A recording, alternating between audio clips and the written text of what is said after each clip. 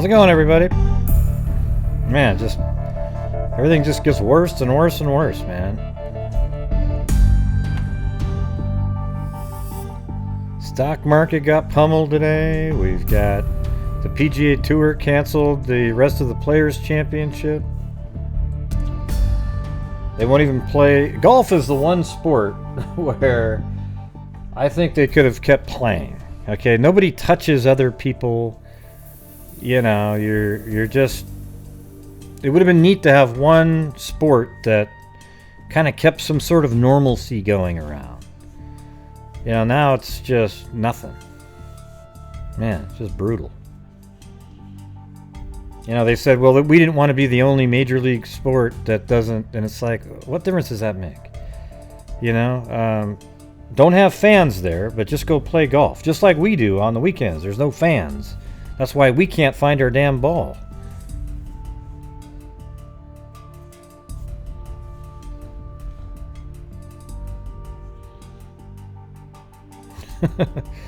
Yeah, it's just everything's getting shut down. You know what it really does is just shows you how fragile our society really is. I mean, we're just, you know, at any moment we're just hanging on by a shoestring. You know, just barely. You know, something like this. You know, it's weird. It's a really serious thing because a lot of, you know, because it spreads so easily. The percentages are a lot of people, a lot of elderly people will end up dying from it. And so it's just sucks, you know? It's like, but the thing is most people, 99, you know, let's say 97 to 99%, or even way higher, because I think there's way more people who have it. They're just not reporting. But all the deaths are in the United States, so I think the ratio is a lot lower than, you know, what you see when you see the numbers on the screen. Like, oh wow, 140,000 have it, and 4,000 have died. Wow, that's like 3%. Well, it's not really that, okay? Because I think there's way more people who have it. Like literally, if that's the count, I bet you there's 700,000 people who have it. And there's 4,000 deaths. That's my opinion on it. I guarantee you there's just way more. Hey, Shogun, did you get the notification this time? Yeah, the whole thing. I mean, literally, I was wondering, why can't we just do something when there's a pandemic where the stock market just turns off? And then you open it back up. But then the problem with that is there are real financial consequences with companies. Like literally it actually affects them, so you can't really do that. But if you just turn the stock market off, it seems like, okay, once everything recovers, then you turn it back on and boom, we should be back. But it's not really like that. No, it's not too bad, William. Not too bad.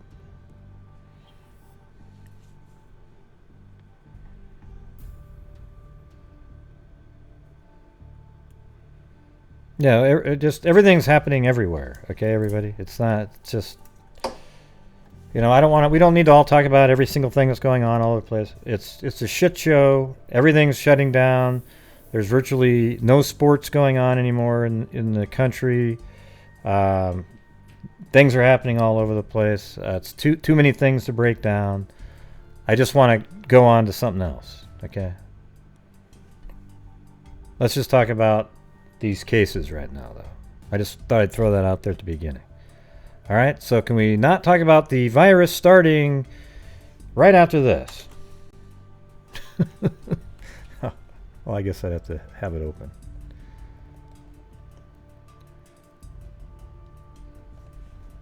Yeah, no more virus talk tonight. All right, thanks. I mean, I guess there's always going to be some.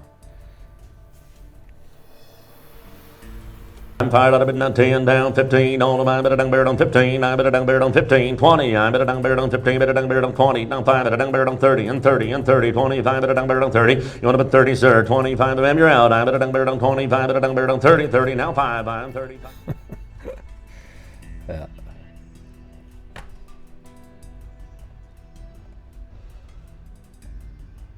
Alright, hold on a second.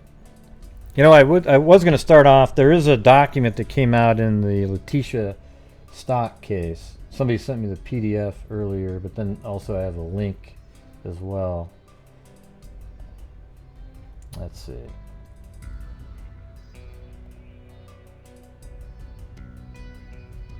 Wait, what's this one?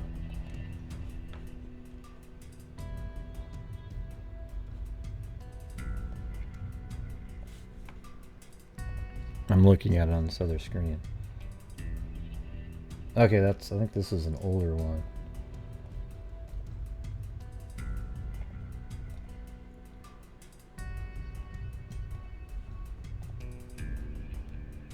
Yeah, okay, that was February. God, we've been doing this case a long time. That was February 5th.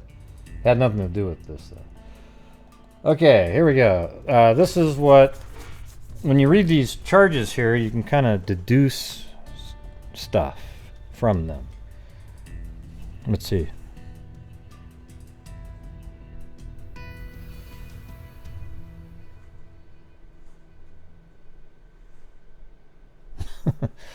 Okay. So here's the one. It says count 1, murder in the first degree. On or about January 27th, Leticia Stauch unlawfully, feloniously, and knowingly caused the death of Gannon Stauch, a child who had not yet attained 12 years of age. So there must be an extra penalty for being below 12.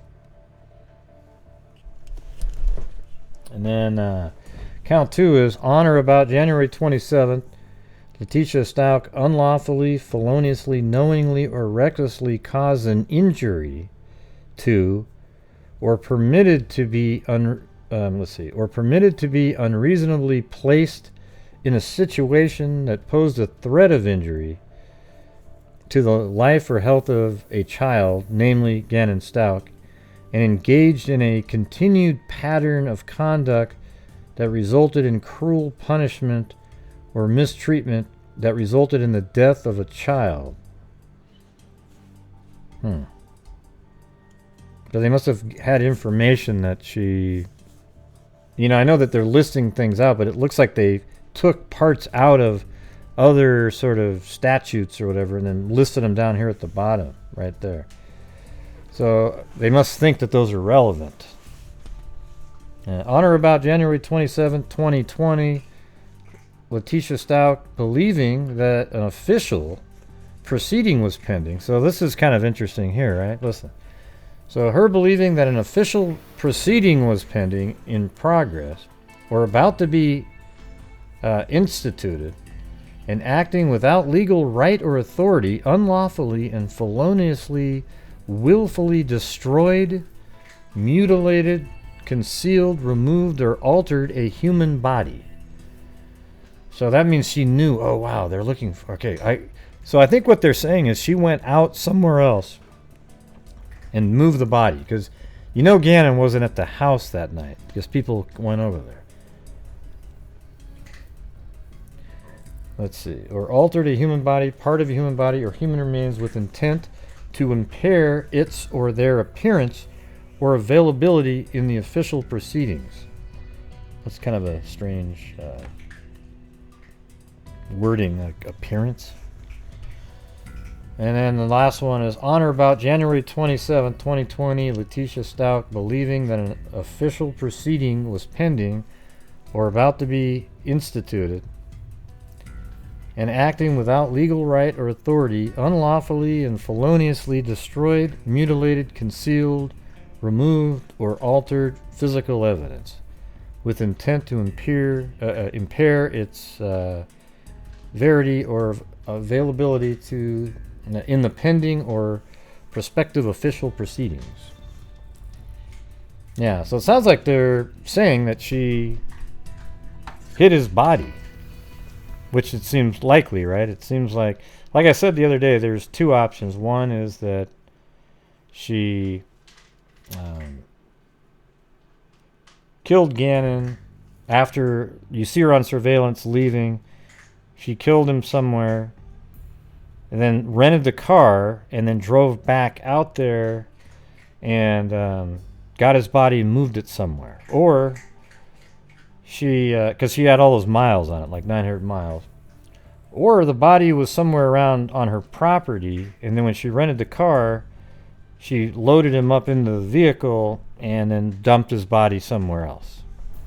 Something like that. So there you go.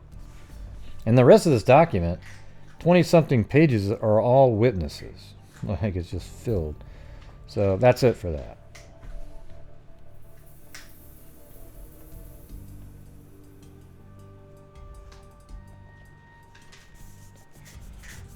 Okay, so there's some cold cases here. So here's another sample. I have to say that I've been using newspapers.com for a long time, and I am going to say that I have no doubt at all that there is a racial component to what's covered in articles. And what I mean is, when it's a white girl that goes missing and murdered or whatever, you see a whole bunch of articles about it, and it's all over the place. When it's a black person or Hispanic person, there's almost no articles that you can find. And that's just shitty, okay? I mean, I'm just saying I've observed this by every single cold case. Not every single one, but 90% of the cold cases involving minorities, there's very little articles on them. Okay? And, I think it's a little better now, but, back then, it's really weird. I mean, you have these brutal cases, and they just aren't covered at all. And I wish I didn't have to say that, but I feel like I sort of need to. And this is one of them. Like, I couldn't find any articles in newspaper, at least newspapers.com. I didn't check the other one, but if there's a lot of stories about it, you definitely would have got, there would have been an article on newspapers.com. And if there's one on the other site, it's just like one or two, and they're. All right, so here's one that was just solved. And these are interesting videos in here because I actually talked to the guy 6 years ago on the news too. S.I. Bishop arrested for 1980 cold case murder of Brooklyn teen Lorraine Snell.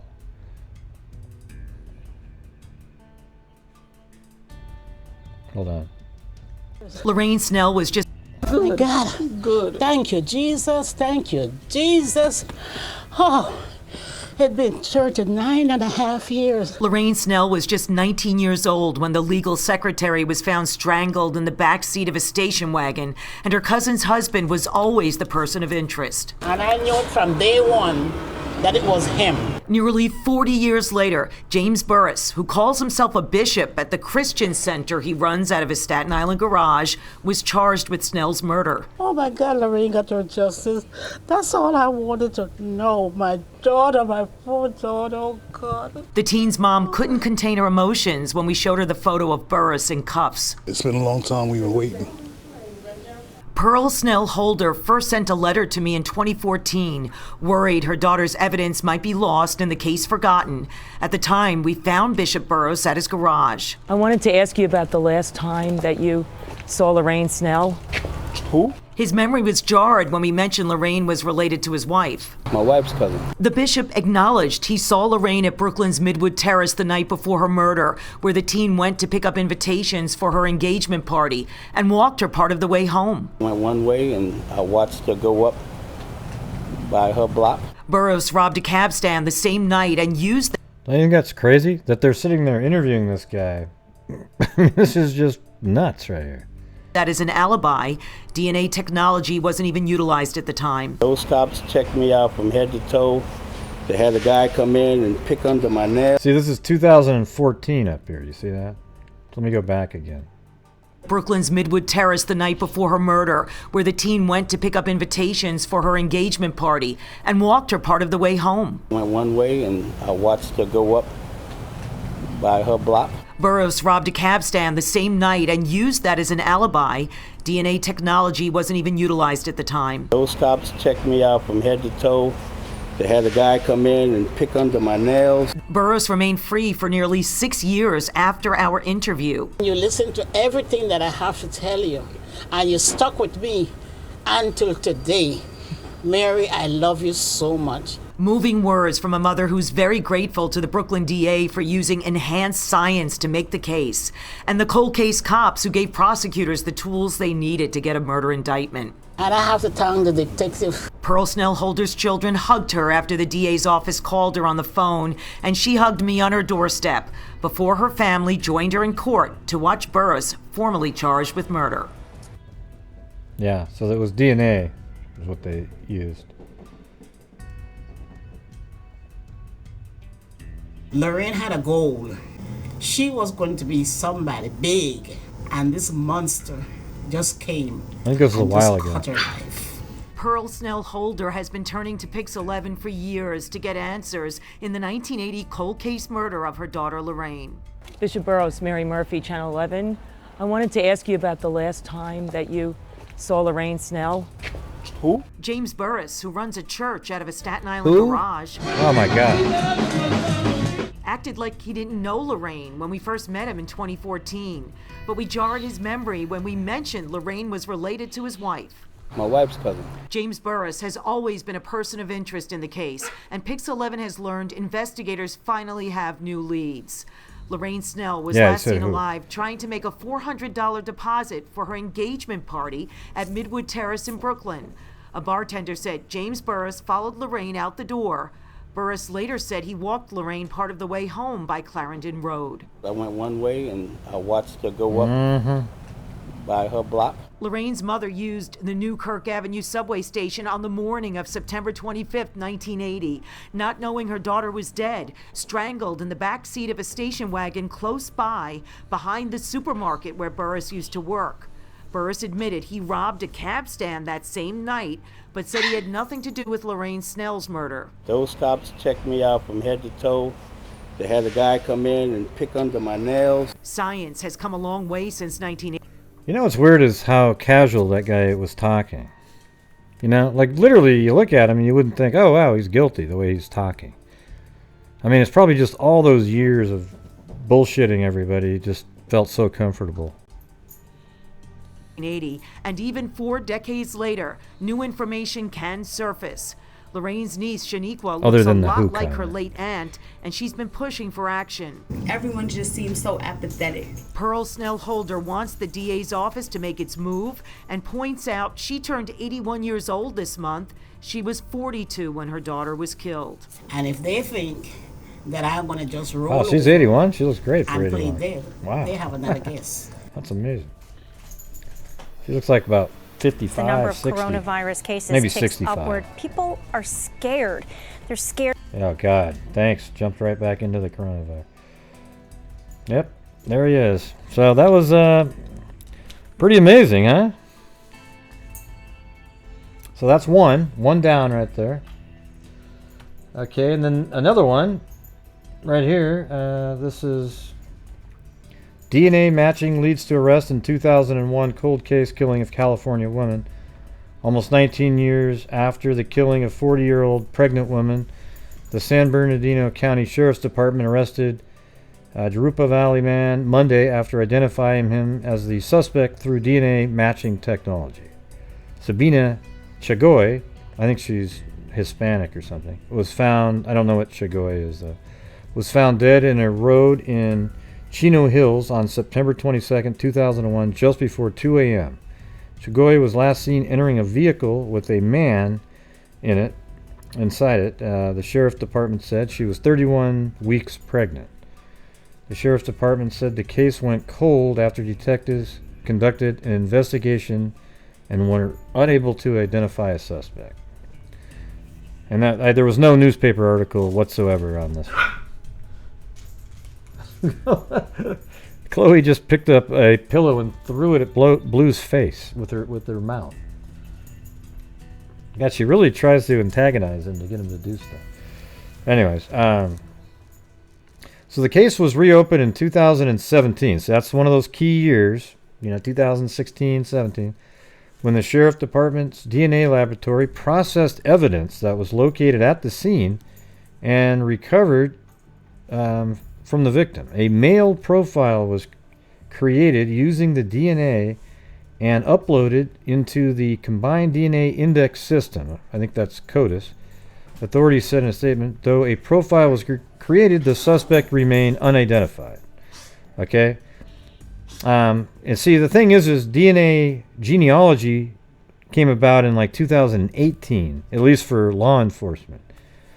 A male profile was created and was created using the DNA uploaded into CODIS, and then they didn't find anything. And then in 2019, the Sheriff's Department said it partnered with the FBI, and investigators used genealogy leads to identify a family member of the unknown suspect's DNA profile. And from that point, a man was identified as a person of interest. Through investigation, detectives learned that Antonio Loera Contreras, 50, of Jurupa Valley, had ties to the Inland Empire and fit the suspect profile previously developed by investigators. The Sheriff's Department collected DNA from the inside of Contreras' cheek and submitted it for comparison with the DNA profile already in the system, authorities said. On March 3rd, officials received word that Contreras' DNA sample matched up. Contreras was arrested on suspicion of murder on Monday. After an interview with homicide detectives, he was booked into the Central Detention Center with a $1 million bail. See, that's awesome. Now, here's the thing. What I was thinking earlier, though, you know what I was just saying a minute ago about how they don't... A lot of minorities aren't in the articles. That's a purely media thing, though. Okay, the police still work these cases. Like, look at this one. Like, these last two right here, right? So while the media wasn't covering them, the cold case, the detectives, cold case units, everybody, they kept looking at it for years and years and years, and then boom. So good job, law enforcement. Not so much media. Okay.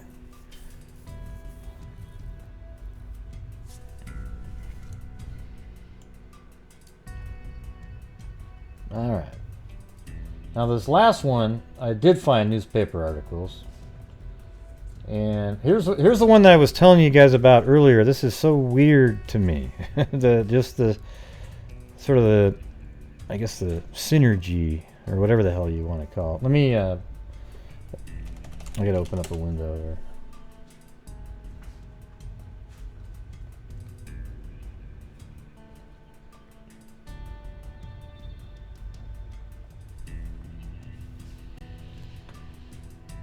All right. So there's 235 people watching. Hit the like button, hit the like button, hit the like button, hit the like button, hit the like button, hit the like button, hit the like button, hit the like button, 20, 25, 30, 35, 40, 45, 50, 55, 60, boom, boom, boom, boom, 30, 30, now 5, I'm 35. Yeah, there you go. So the victim in this case, her name is Rachel Johnson. She was murdered on March 30th, 1991 in Ohio. So I was just looking up her name, and one of the references, I don't know if this is her, but it says at 2:11 p.m. to 1290, I don't know what that means, Mount Vernon Avenue, where a car owned by Rachel Johnson was on fire. No damage estimate was available. So I was like, wow, I wonder, is that related? I mean, what is that? What does that mean? Like, why is that even in the paper, or what is this thing? I didn't know what it meant. Anyways, hold on a second.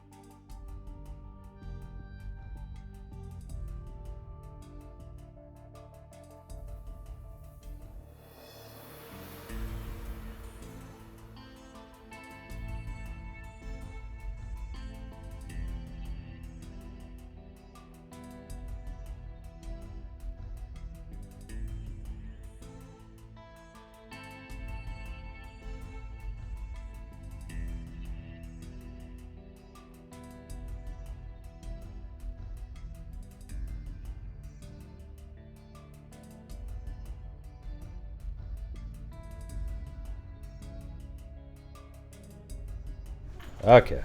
Hey, I'm back, everybody. I'm back. Hey. Hey, I'm back. No, my wife just came home, so. Then she said I had something on my face, but it turns out it was just a gap in the hair on my my goatee. It wasn't a damn thing. Are you kidding me? Jesus. All right, look at Mount Vernon Avenue, where a car owned by Rachel Johnson was on fire. No damage. Then I was like, well, I'll just keep that. I don't know what that means or anything. And then here's an article on it. This is 1991. And this is an article from April 2nd. So this is 2 days after she was murdered. After interviewing friends and family of a slain woman and canvassing the neighborhood where she was last seen alive, Akron police are without a suspect. What police have determined is that Rachel Johnson, 23, of Talmadge, I mean, this is absolutely brutal, this thing, spent Friday night drinking in 2 Akron bars, El Cid and the Brooklands Cafe. After leaving the latter bar, Miss Johnson and her girlfriend, whose identity was not released, got into the girlfriend's car. So Miss Johnson got into the girlfriend's car, got a flat tire, detectives told the Akron Beacon Journal. The woman continued driving on the flat tire, which became hot, filling the car with the smell of burning rubber, police said. Police said Miss Johnson panicked and tried to jump out of the car, but was stopped by the driver. So right there I'm like, whoa, wow. I mean, what are the odds that all of a sudden you're actually reading about what happened here, and it's something to do with like a burning vehicle? It's like, what did that other article had? I don't even know if it's related whatsoever, because this is from March 30th, and that other article was February 5th. So it has nothing to do with it. It was just so bizarre that you have this car on fire, and then part of the story here is that the car smelled like it was burning inside. Anyways, police said Miss Johnson panicked and tried to jump out of the car, but was stopped by the driver. So, yeah, she kind of reached over and said, hey, what are you doing? The 2 women argued. Wait, what do you mean the 2 women argued? Hold on, let me go. After leaving the later bar, Miss Johnson and her girlfriend, whose identity was not released, got into the girlfriend's car. So there must have been a third person? The women continued driving on the flat tire. Police said Miss Johnson panicked and tried to jump out of the car, but was stopped by the driver. The 2 women argued with Miss Johnson. So now so I guess there's 3 people in the car then? Let me out of the car. I'm not burning up in any car. See, isn't that weird that she's saying, let me out of the car. I'm not burning up in any car. And then another reference to her name from February said that her car was burning on the road. Don't you find that a little weird? That just that little string. I mean, what are the odds of that? I don't even think that other one's related, but it's just. The 2 women argued with Miss Johnson yelling, let me out of the car. I'm not burning up in any car, police said the driver told them. Miss Johnson got out of the car about 2:30 a.m. Saturday and said she would find a way home. Miss Johnson's girlfriend drove home. Now it's just girlfriend. So I don't know if that's an error up there, making it sound like there was 3 people in the car. That was the last time Miss Johnson was seen alive, detectives said. Okay, so that was on April 2nd, 1991. Then there's another article on November 25th, 1991, so 7 or 8 months later. Police investigating the death of a woman suspect the slaying may be linked to other brutal killings in Ohio and other states. Rachel M. Johnson, 23, of Talmadge, Ohio, was killed March 30th after she was beaten, raped, and stabbed 10 times Police said she was then set on fire while still alive. I mean, I don't think you get much worse than this. Listen to this. She was beaten, raped, and then stabbed 10 times, and then she was set on fire while she was still alive. The death is similar to others reported in California, Virginia, Maryland, Pennsylvania, and Ontario. What is unique about all of these cases is the amount of pain the killer inflicts, said Akron Detective Bruce Van Horn. Akron police have charged Danielle E. Wilson, 21, of Elwira with aggravated murder in the May 4th death of Carol Lutz of Amherst. Wilson admitted killing Lutz but denied involvement in other deaths, police said. And then 1992 in January, taped statement allowed as evidence. A Lorain County judge has ruled that a taped recorded statement given to police by a man charged in a series of slaying may be used as evidence. The ruling by common pleas judge Lynette McGow also granted a defense request that the tape be sealed until the trial. On the tape, Daniel Wilson allegedly said he locked Carol Lutz, 24, in her car trunk and set the car on fire. Wilson, 24, is suspected in several similar slayings, including the death of Rachel Johnson, 23, of Akron, who was stabbed then set on fire. Defense attorney had tried to prevent the tapes being used as evidence. Well, it turns out DNA excluded this guy later. Okay? So now we're into May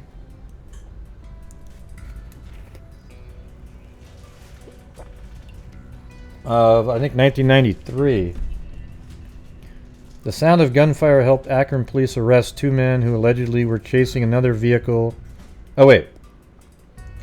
So here's what's interesting, is this article here refers to, this is an article from 1993, and the killer who was just found, he's listed in this article as well in 1993. So the sound of gunfire helped Akron police arrest 2 men who allegedly were chasing another vehicle and firing shots in Goodyear Heights. Patrolmen stopped a pickup which they said was being driven without lights at 9:50 p.m. Tuesday at Honolulu. Can you, God, come on. How come there's so many crazy names? What do you think that is? Honodle?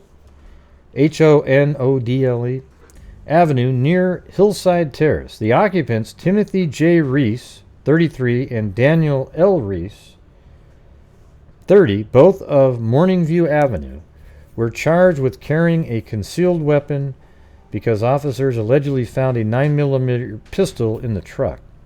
Daniel Reese was charged with another carrying a concealed weapon violation because officers said they found nunchakas, a martial arts weapon consisting of 2 sticks linked with a short length of rope, and felonious assault for allegedly firing the gun. He also was charged with possession of drug paraphernalia after police said they found a drug pipe in the truck. Okay, now this is a May 20th, 1993. So this one is another one that they think, wow, that's so similar. A woman whose nude, partially burned body was found on a Pike Township road Wednesday morning may have been alive when she was set on fire. So this is it's a lot like Jessica Chambers too, right? I mean, that happened to her. Stark County Coroner Dr. James R. Pritchard said an autopsy revealed that the woman apparently died of a combination of strangulation and burning. Well, that sounds very similar to Rachel Johnson. She may have been alive when set afire, and they probably can tell that because they might have found soot or smoke in her lungs, right? We'll be able to tell more when toxicology and microscopic tests involving her lung and neck muscles are completed in about a week. The body was discovered about 7 a.m. on Brinker Street, a sparsely populated gravel road in southeastern Stark County. The street is east of Interstate 77, but there is no I-77 interchange at Brinker Street. The woman had not been identified Wednesday evening. I wonder if we can go see if we can find that person. See if there's any, developing information on that one. The woman had not been identified Wednesday evening. At this point, we have very little to go on, and we realize the victim could be from anywhere, including outside the county and even the state sheriff, W. Bruce Umpleby, said. The woman was white, about 30 years old, and had a 12-inch surgical scar on her upper left leg. She stood between 5'2" and 5'4", weighed between 140 and 160, and is believed to have a born child.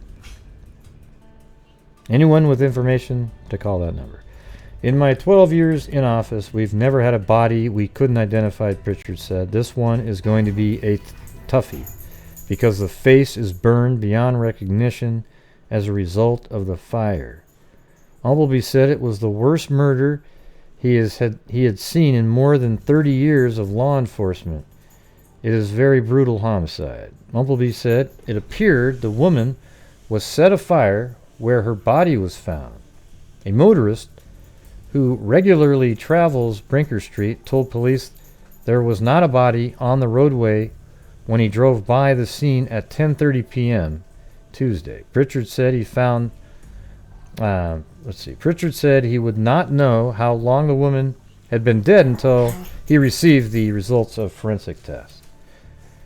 He said tests should determine if the victim was inhaling fumes, that's what I was saying, from the fire when she died, which would mean she was alive when flammable liquid was poured on her head and face and lower legs and then ignited. All of the woman's hair was burned off except for a few strands of on the back of her neck. Deputy said her hair appeared to be reddish brown. Fingerprints taken by the Canton Stark County Crime Lab were sent to Washington, D.C. Wilma Frank, who lives near where the body was found, said she called 911 when a man who identified himself only as Paul Smith came to her house and told her there was a body on the road. He said it looked like a mannequin, but I touched it and it didn't feel like a mannequin. The circumstances surrounding the death, especially the burning of the body, bear some similarity to the March 30th, 1991 slaying of Rachel Johnson. That's who we're talking about. Johnson's body was found in North Akron. Akron police said she had been raped, stabbed 10 times in the chest, beaten, and slashed across the neck before being dumped on Weller Street and set on fire. An Akron detective said the Johnson case remains open and that no charges have been filed. Man, this is some whacked out shit going on out there, man. Let's see if we can find this one, though. I wanna look. Hold on. I want to see if it was resolved. So this is 1993. When was this? May 20th, 1993. Okay.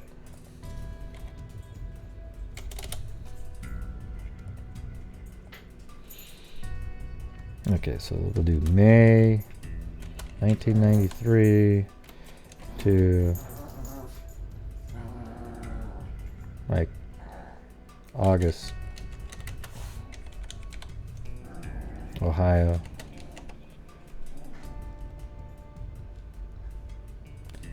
And then that was let's see, what are some things?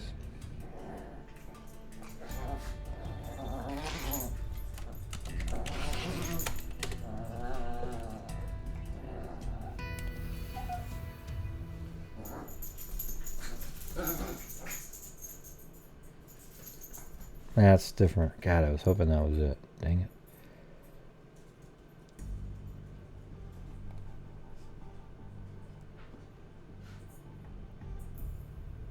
That's a body inside of a house. Thanks, Kit Kat. Donation time, she said.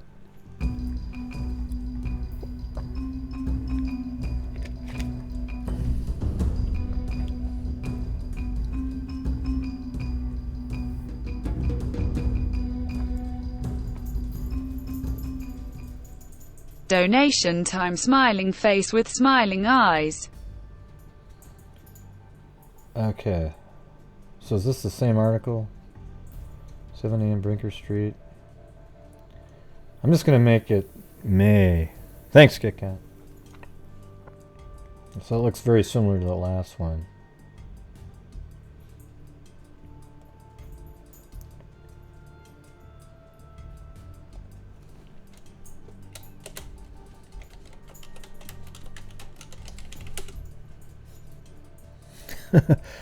Thanks, you guys. Wow. Thanks, Claudia Dubauer, Patricia M., and Shogun Love.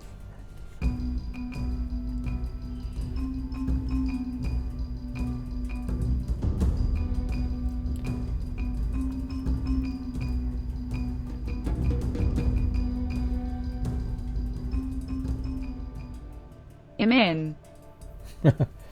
I'm in.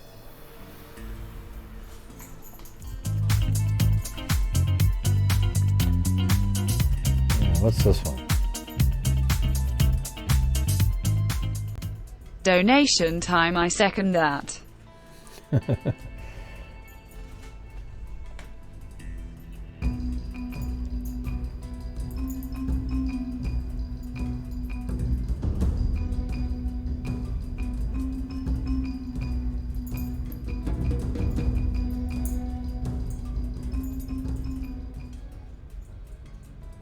Oh, there you go. That's it. Here's the answer right here.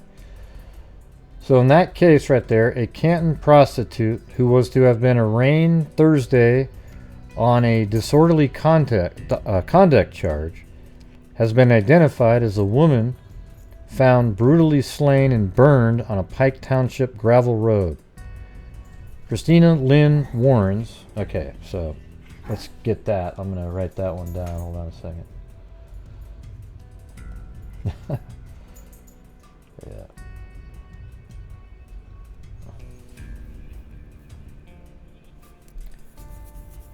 Yeah, it's cool. I actually found it. Amazing. Let's see. So her name is Christina Lynn Warrens. Alright. I'm going to get that in the memory here. So I got that. Let's see. And she was 24 years old, of Prospect Avenue Southwest, was positively identified Thursday morning through, let's see, comparison of fingerprints taken Wednesday at the county morgue with those on file at the sheriff's office. The body of Warrens, who was believed to be the mother of a child being raised by her mother in the Dundee area, was found about 7 a.m. by a motorist who told deputies the remains, which he first thought to be a mannequin, were in the westbound lane of Brinker Street, about a mile south of Full Road Southwest and just east of Interstate 77. Do you guys want to see where that is at all? Or let me go there. Let's see, it's Brinker Street.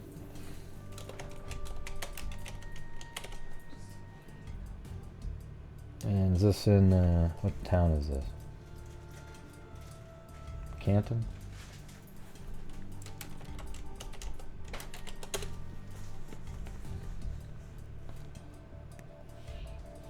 Okay, yeah, so it's already out in the middle of nowhere.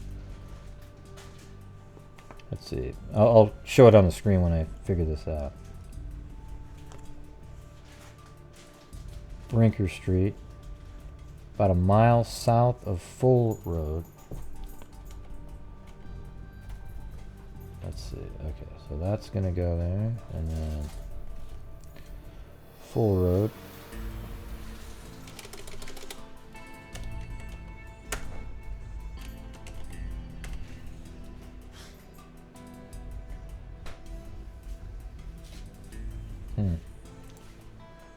So, just a mile south of Full Road. Oops, is that Brinker there then? No. And just east of Interstate 77. So let's see if we can figure this out. I'll get this on where's 77? Okay, there's 77. It's weird though, these roads aren't the way they're saying it. Like 77 is east and west. No wait, there it is. So just east of 77. Okay.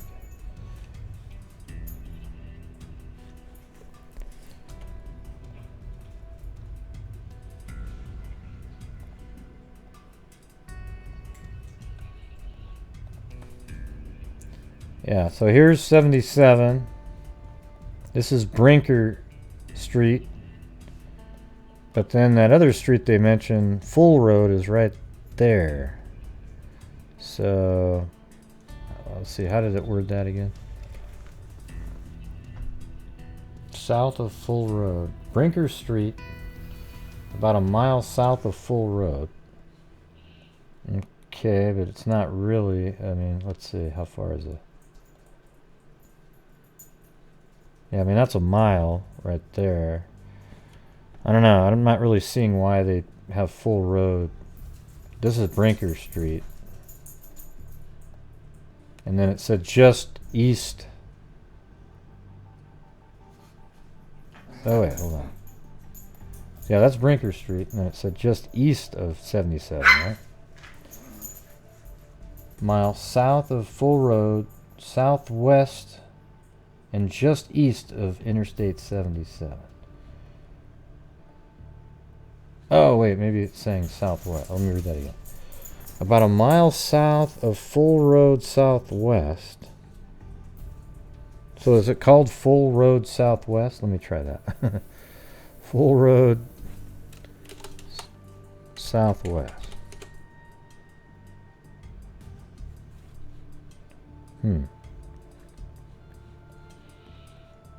Yeah, that doesn't make a lot of sense. About a mile south of Full Road Southwest and just east of Interstate 77. Full Road Southwest and just east of Interstate 77. Well, Interstate 77 is right there, and that's Brinkley Street or whatever. I mean, so maybe back in the day it was, let's see, let me go back in time.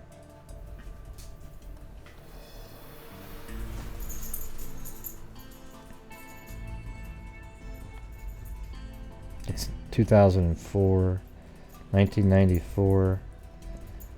So, you know, it is pretty desolate out there. You like that? So somewhere out here. I mean, that just looks like a body dump area, doesn't it? Although it said gravel road, but who knows what it looked like.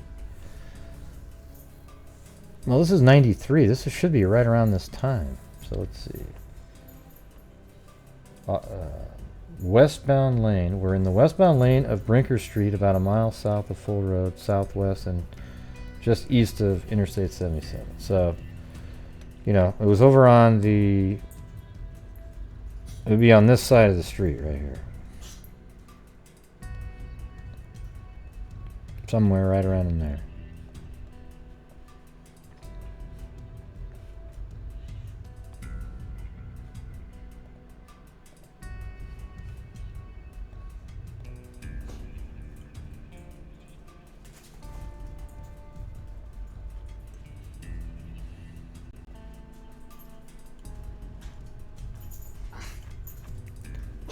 Huh. Well, what happened to the page I was looking at? Shoot. Oh, man.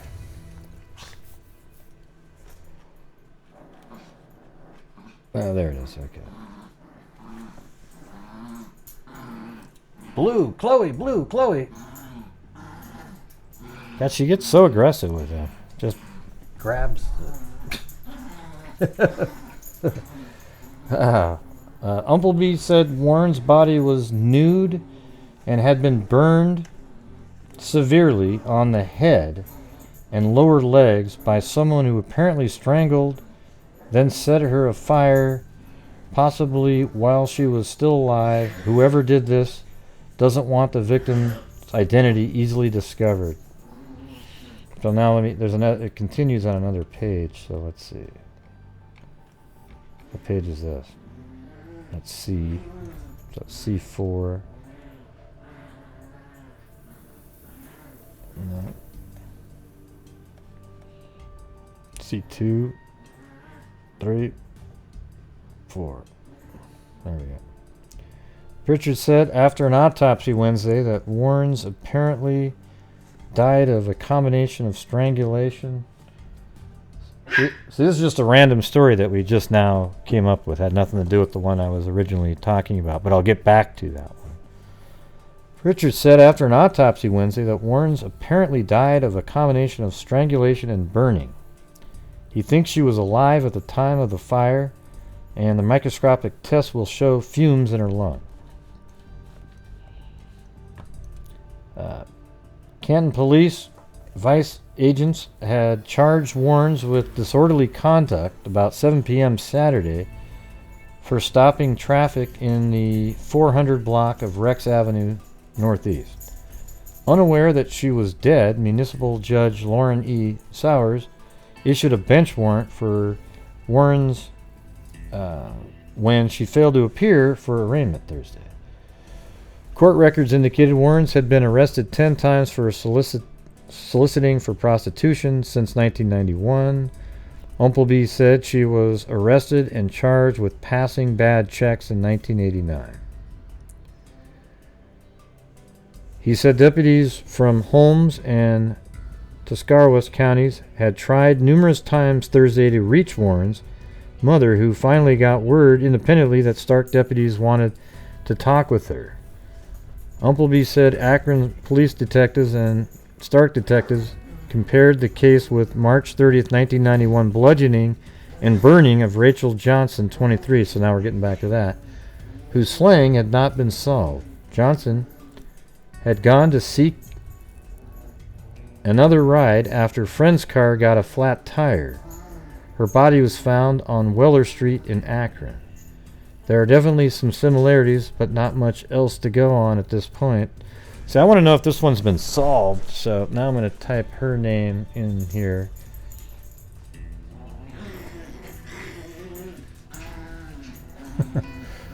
Hey, look at this.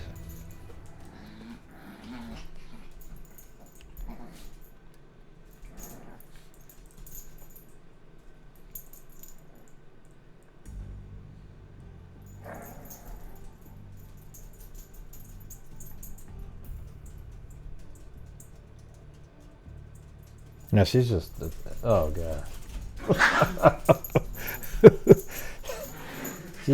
she's just a terror for Blue, man. I'm sorry, Blue. He seems to like it though. Yeah. Oh my god. Chloe, slow down. All right, bud? Jeez. Yeah, Blue's sore every day now. I think that's what he was whining about last night. He was just, oh man, she's driving me nuts. Oh, you want? Give me that? See, he just ran up and shoved the toy into my foot. Come here, Blue. Get it, get it, get it. Yeah.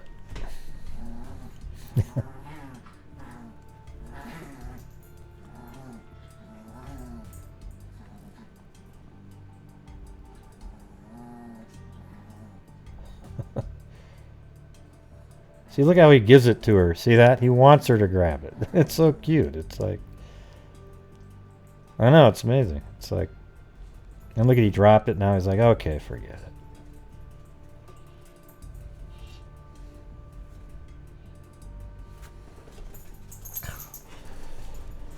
Okay. Well, now there they go again. But let's see if we can find the original.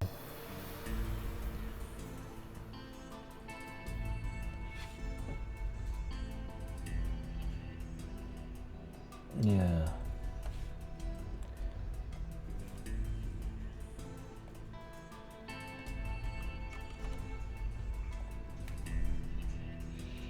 Okay, so those articles were from May 25th. Let's see if we can find some that are a little bit later. Sheriff detectives have leads in slang. Okay. We've received a number of investigative leads, but this one is going to take some time. Okay, so let's go. Let's see. Let me get rid of this. 93, 93. Okay, there's one in June here. Do we have this one solved? Canton women charged with soliciting...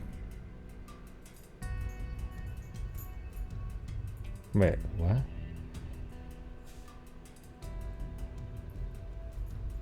Okay.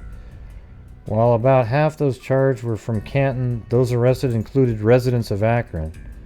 While the target of the operation was the customers, several suspected prostitutes were arrested.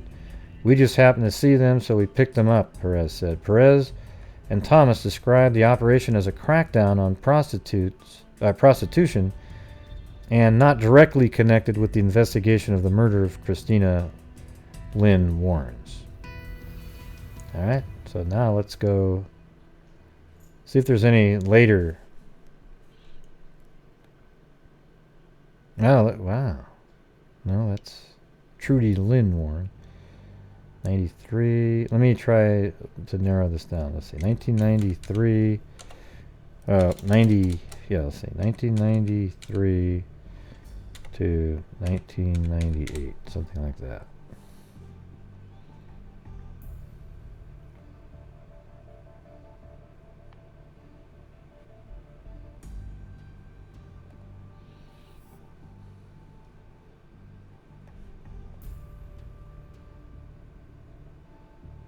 Okay, let's see what this one said. Got to go to A1.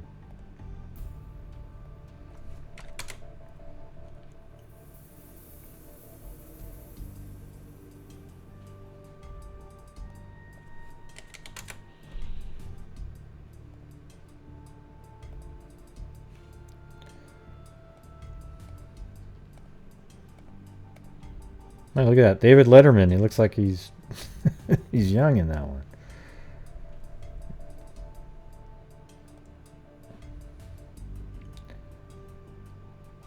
June 24th, page 20. Let's see if that's it. No, that's June 24th, page 11. Yeah, it's continued from A1, so I gotta find A1 now. Okay, this one has it, I think.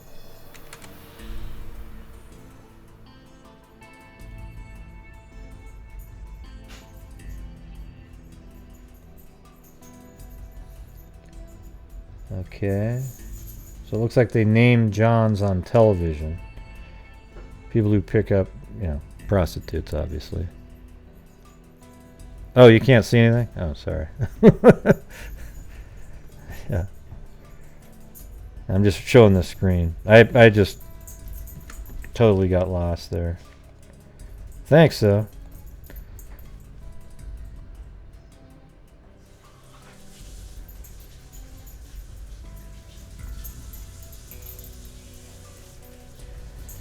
Yeah, so this is... I'm just trying to figure out if there was ever a resolution to her... Let me just type in a Google search.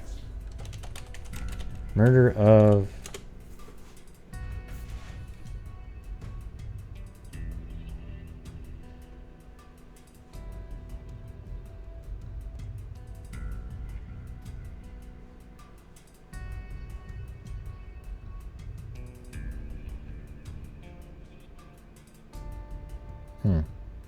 Well, they caught a female customer for that's pretty like a Jane instead of a John, I guess. A 31-year-old woman was one of 16 adults and 2 juveniles charged with soliciting sex late Saturday. I think it was that same raid that we were just talking about.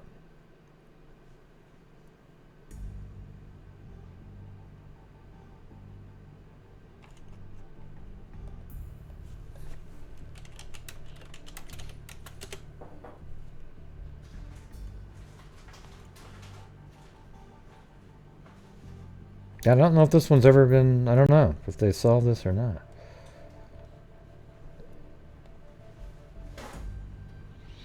I think once the word travels that we are cracking down like this, it should cut down on the clientele. The burned body of 24-year-old prostitute Christina Lynn Warrens was dumped along a road in Pike Township last month. Nobody has been charged with their death. Yeah, I bet you this one was never solved. That's not going to be it either. Thanks, Curious Georgia. May. All right, well, now let's get rid of 1998 and see if we can do 1999 to 2010. No. See, she never shows up again in the newspaper. Does anybody, if you can find out what the disposition of that case would be, that'd be great. And that she doesn't show up again. Let's try 2011 to 2020. No, nothing. Man, those are always frustrating right there.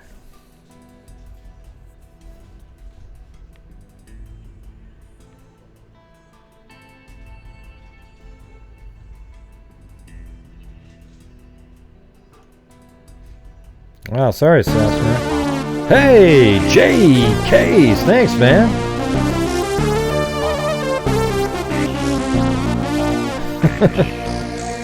Yeah.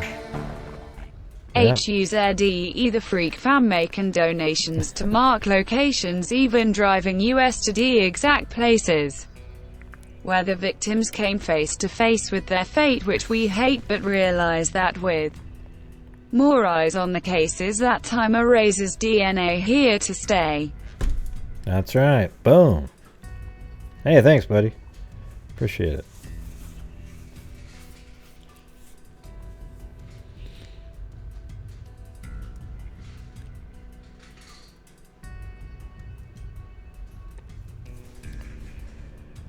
Huh. Well, here's the lady's name on the side case that we just looked up. If you guys think you can find something on that, let me just get rid of all this and just type it in.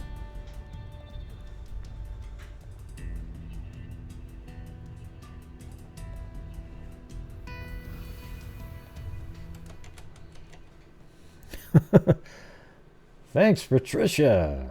Boom. I think we even have a emoji for that, right? Don't we? Or maybe not. Maybe I need one. Oh, there it is. Yeah, it's right there. That's one Kyron always uses. What happened, Patricia?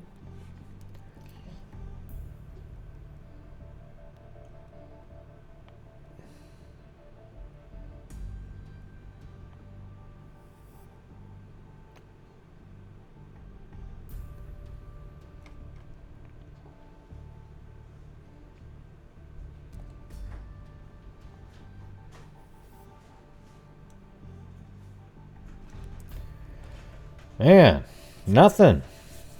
Nothing on that one. It just sort of petered out. Doesn't you think that stuff's kind of strange? And it's not even on Google either when you type it in.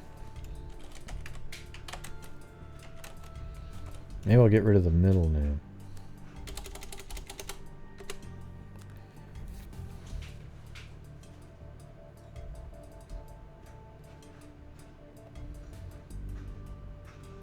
Yeah, I already saw that one.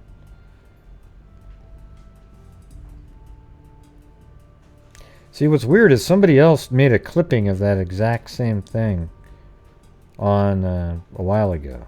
Unless that was just me just now. But actually I didn't make a clipping of it, so...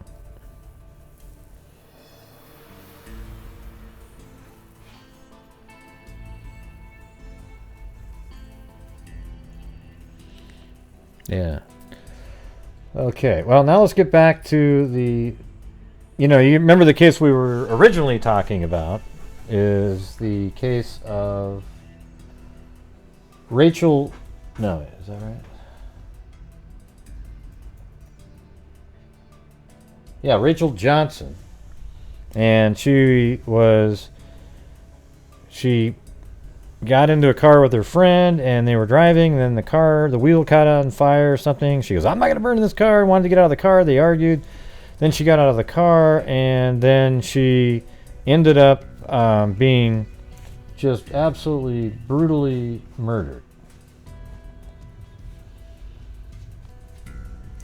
She was beaten, raped, stabbed 10 times. Police said she was set on fire while still alive. Okay?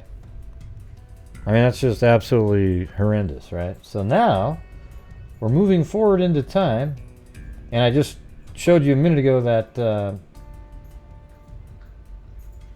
that one article that mentioned a couple guys in it, Daniel Reese and Timothy Reese. Well, here we go.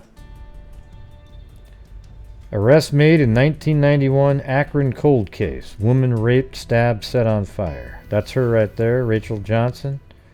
Happened and have closure. No, there's no closure. Grandkids, we all deserve to know what happened and have closure. Rachel Johnson's stepmother, June Johnson, says 22 years later her family is still hurting. Rachel was a 24-year-old mother of a 3-year-old girl. She was headed home around 2 a.m. on Saturday, March 30th, 1991, after hanging out in Akron with a friend. They had left. Yeah, just send me an email, Joan. I'm doing something else. She gets out of the car. Another vehicle pulls up as she gets out. Whether she got into that car or not, willingly or was forced into it, we don't know. Akron police say the women had pulled into a Dairy Mart, which has since gone out of business, located at Dan Street and Glenwood Avenue. Police described the car Rachel got into as a small, faded gray vehicle. They say about 5 hours after she got into it, someone found her body in the 700 block of Weller Avenue, a secluded street less than a mile from the convenience store. Yeah, let's see. Hold on. So I've got that location where, this is the location where she got out of the vehicle right here. So I guess there used to be a, whatever store they mentioned, somewhere right in this area. Yeah, probably like right there. What was the name of that store that they said?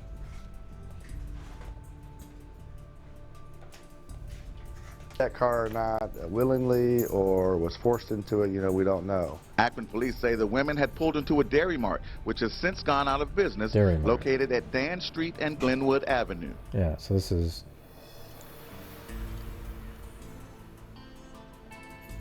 No, that's Faust at a different address. Let's try that. Dan Street and Glenwood Avenue. Let's see. No, that's right. That's where she got out, though. Dan Street and Glenwood Avenue.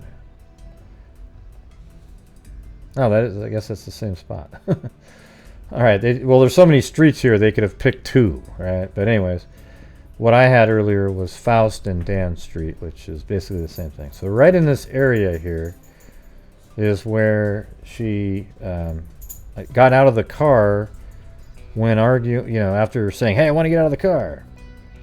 And now let's find the location of where she was found. Police described the car Rachel got into as a small, faded gray vehicle. They say about 5 hours... Sorry, Blue just jumped up and tapped me. That means he has to go to the bathroom. It's pretty cool that he does that, but hold on.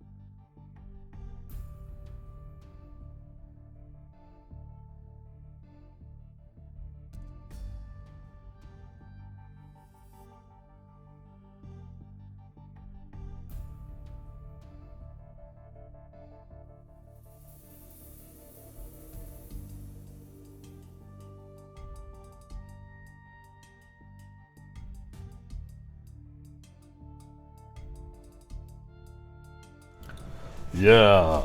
All right, hold on. I think that's cool that Blue jumps up and says, "Hey, I gotta go to the bathroom." He runs right up to me, hits my leg with his paw, and then he goes running over to the door. Good Blue, good Blue. After she got into it, someone found her body in the 700 block of Weller Avenue.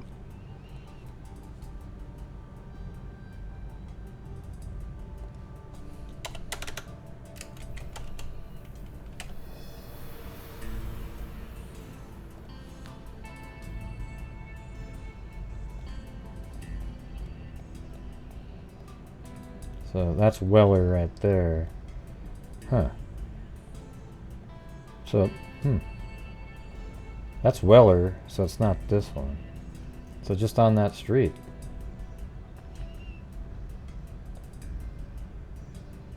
I bet it looks the same. Yeah, I mean, look at this. Yeah.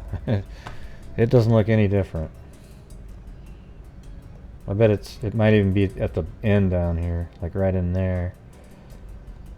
Let's see. Let's see if we can find the exact spot just looking at this. Someone. Look at that wood still sitting there. Isn't that crazy? Here, watch this. Oh man, yeah, we got it right here. See, I think they're saying that this spot right there, so it's going to be right in this area right here. And look at that's all broken down now. It used to go further out, but the cement there would stay. And you can even see that pole right there is still, it's right there, but it's bent over now. Isn't that crazy, everybody? See, that's what you get on this channel, man. You get to see the actual spots.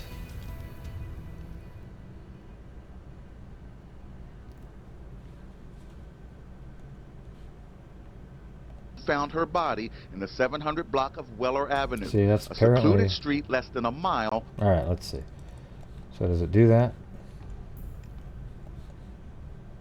Yep, look at that. That's exactly what we were just looking at right there. See how it curves like that? And there it was. Avenue, a secluded. See? I mean, it's amazing how it hasn't changed really at all, other than there's a mound over there, but the fence, the cement, everything, absolutely the same. And then you go around, and then I think right in this area is where her body was found. Like right here, basically.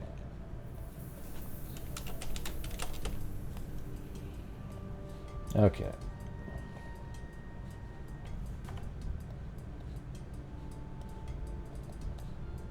So that's there, and this is where she was last seen. So maybe she tried to get a ride from somebody, and they drove her over there. But we actually have the answers here, so hold on.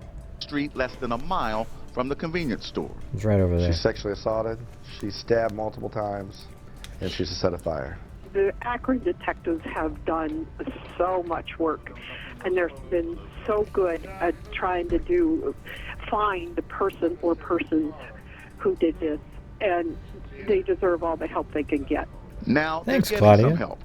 Rachel's case is featured on the Ohio Attorney General's website and is entered into a statewide database of unsolved killings. There's Will DNA Chamberlain there, of we don't know who it belongs cartography. to. Where you might have run into a roadblock back in the I'm not sure if that's 80s, cool 90s or or earlier. Now we might have the capability that there might be DNA there that we didn't test for before. When you lose your child, you have this empty hole in your heart, and you think of her every day. And when you look at her daughter and what would have been her grandkids, it's so sad. Yeah. Akron police have announced an arrest and charges in the 1991 homicide of Rachel Johnson. This is no ordinary breakfast. Here, Hold there on. are heroes. Two we're proud of. Cleveland. Johnson's body was dumped in the street on Weller Avenue in Akron 28 years ago. She had been sexually assaulted suffered blunt force trauma, was stabbed multiple times, and was set on fire. I noticed that they've left out while she was still alive. Maybe they've determined since then that she wasn't alive. I don't know. A passerby found her. She was the mother of a 3-year-old girl. Investigators say she got a flat tire on her way home. No, her friend got the flat tire, I think. Her body was found hours later. And their friend tried to drive on the flat tire, so she got out of the car, so whoever wrote that didn't put it right. Daniel L. Reese. See, that's the guy that I was talking about. And look at that. He's 57, right? And look at this article here. He's 30, and that's 27 years ago. So you add that together, and he's 57, and you've got Daniel L. Reese right there. Daniel Reese was charged with another carrying concealed weapon violation. So I guarantee it that's the same guy in 93, and the crime was March 30th, 1991. So he was still out there doing crazy shit. Daniel L. Reese, 57, faces charges of aggravated murder. So look at it. Aggravated. Look at, he just is, he's just a psycho. I mean, this guy could be a serial killer. Maybe he did kill the other person that we were just looking at a few minutes ago. I'm going to call, I got to get an answer for that one. Because they were suspicious at the time, and like we always say, serial killers like the prostitutes. And look at this guy here, totally unknown to Rachel Johnson, obviously picked her up and then he just killed her. It had nothing to do with her being a prostitute. Well, I guess. Well, she wasn't a prostitute. It had nothing to do with that. She was just out with friends and got picked up. But, if you think about it, you drive around and you pick up prostitutes too when you get them to get into your car. This is one where she wanted to get into somebody's car because she needed a ride, maybe even hitchhiking, perhaps. Police say he was booked into the Summit County Jail Wednesday night. Akron Police, the Ohio Bureau of Criminal Investigation, and Advanced DNA worked together on this case. So there you go, everybody. That was good news. Wow, they don't look too happy. These two people there, whatever that is. Yeah. It'd be interesting to find out that he was a trucker, right?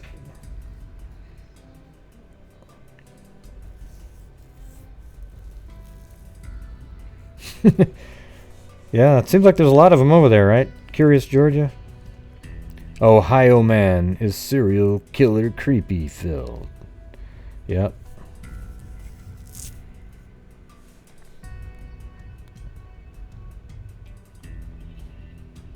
So, I gotta check out that other one though, Christina. Let's see if we can find one. Chris Lynn Wines.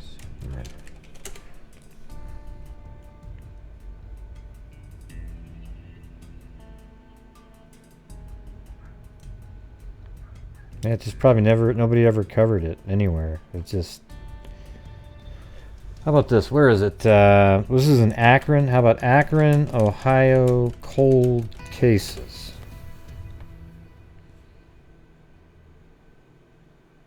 Okay.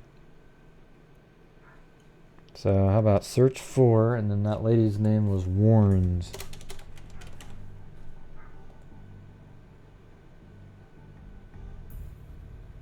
Oh, how about, was she in here then? Rachel Johnson?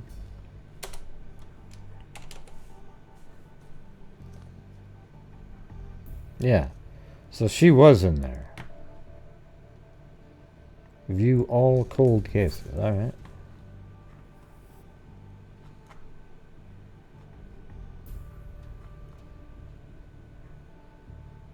Wow, there's 2,000 of them. Shit. So how come... Okay, how about Christina?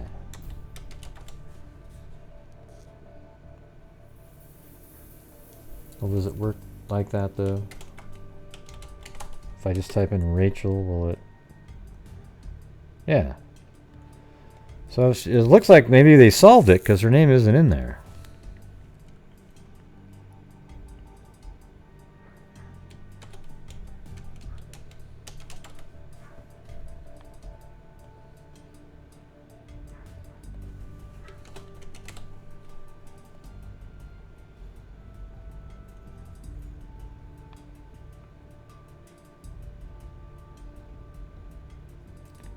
Oh, there's a Christine.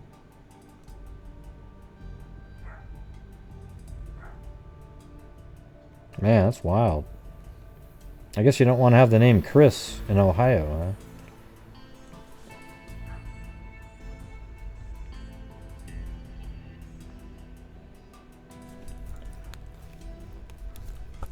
huh? Oh shit, I'm gonna have to save this link now. That's a good one. That's a good cold case link right there. Let's see what this one is.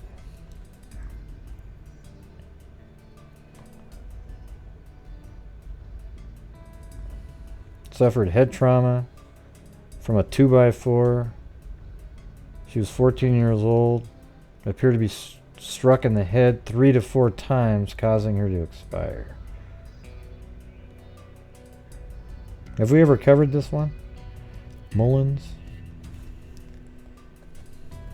It gets sad when you have a bunch of cases that you're not really sure because there's some that sounded similar.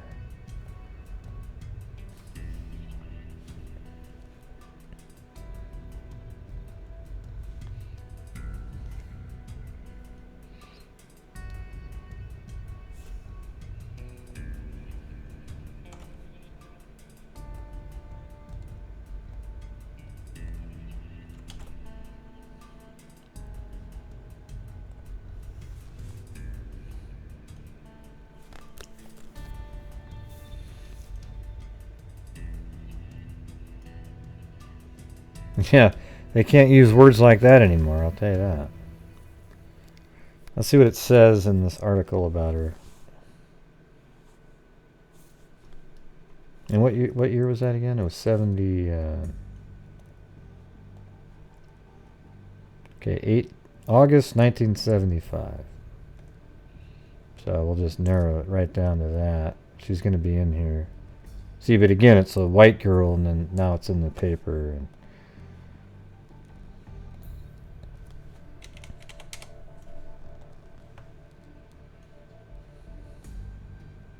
okay, August 23rd.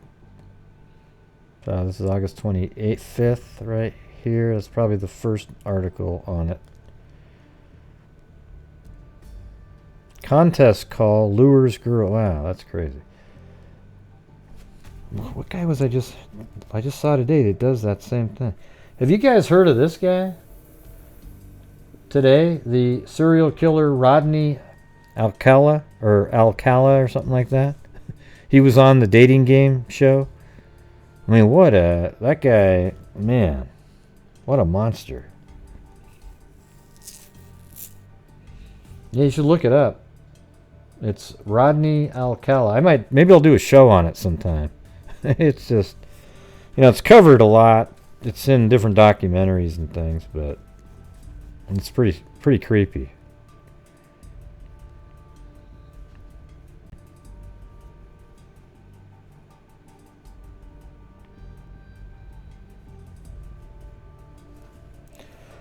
Police said Kristi Mullins, 14, apparently was clubbed to death after she went to a shopping center complex to take part in a cheerleading contest. Her body was found in a wooded area behind the shopping center on the city's north side Saturday. A witness who had been walking nearby with his wife and daughter said he saw the girl being clubbed. Wow, you saw her being clubbed with a board. And you're a witness, but you don't know.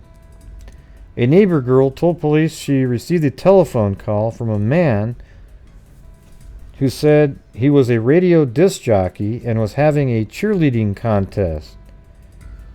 Good for a pass to the Ohio State Fair. The other girl, police said, met Kristi on the way to the shopping center. When they arrived, no one was there, and the neighbor girl went into the center to check the time. Detective Robert Lissinger said when the neighbor girl came out of the store, she couldn't find Kristi. Wow. So that person called her over there, and then when the other girl disappeared, making just one, he snatched her. The eyewitness told police the man wielding the club fled when he was spotted. Well, what did he look like?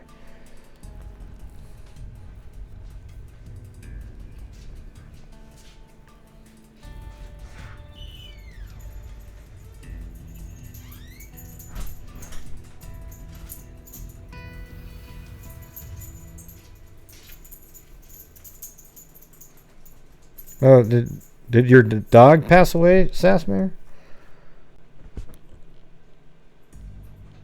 No, sorry about that. Jeez.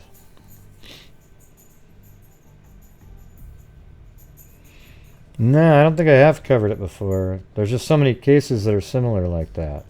You remember the other girl that went to the mall and her mom was going to give her a ride, and then she was beaten with a 2x4 or something in the middle of the woods on a path that goes from her house to the shopping mall. You remember that one? It was almost identical.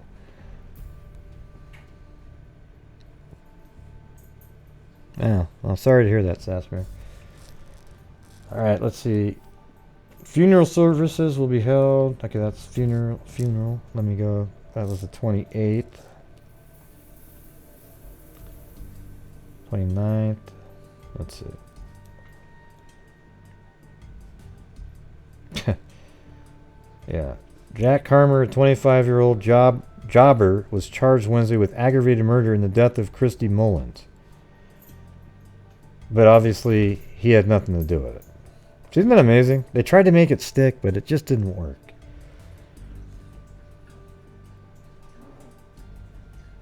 Let's see. Police were without a suspect until late Tuesday when Carmen was stopped by a patrolman downtown who thought Carmen resembled a drawing police artist assembled from the description of a witness to the slaying. You can't believe you can get a break like that, said Detective Robert Lissinger. Yeah, well, it looked like a drawing. It's just like the Delphi case. Everybody looks like just to see the guy on the street like that. It probably won't happen again in a million years. Yeah, right, because you got the wrong guy. Carmen, who officers said confessed to the slaying, was charged with aggravated murder after 6 hours of questioning and going through a lineup. 6 hours, right? Yeah.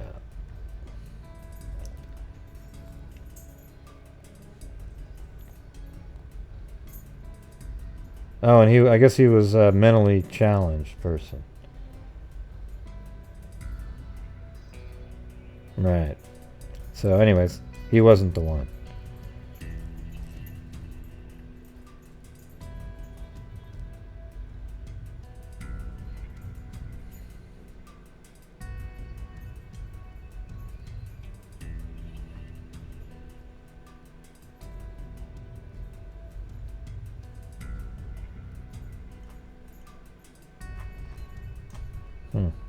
God, look how many articles there were. I mean, just dozens and dozens and dozens. I mean, they stopped kind of up in here, but let's see if 1976.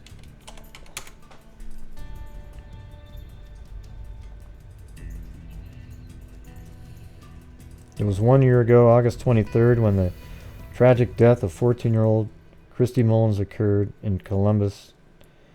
Kristi, a student at Weststone High School in North Columbus, was a daughter of Mr. and Mrs. Norman Mullins. Yeah, so it went cold all the way back in 1976, and it's still cold right now. God, you wonder why he would do that. Like, the person lured her to the mall and then just beat her to death with a 2x4, and that was just it. That's just all it is.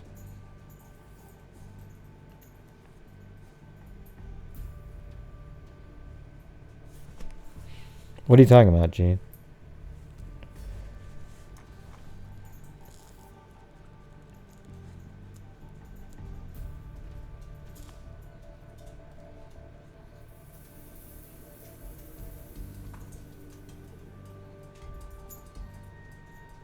Hmm.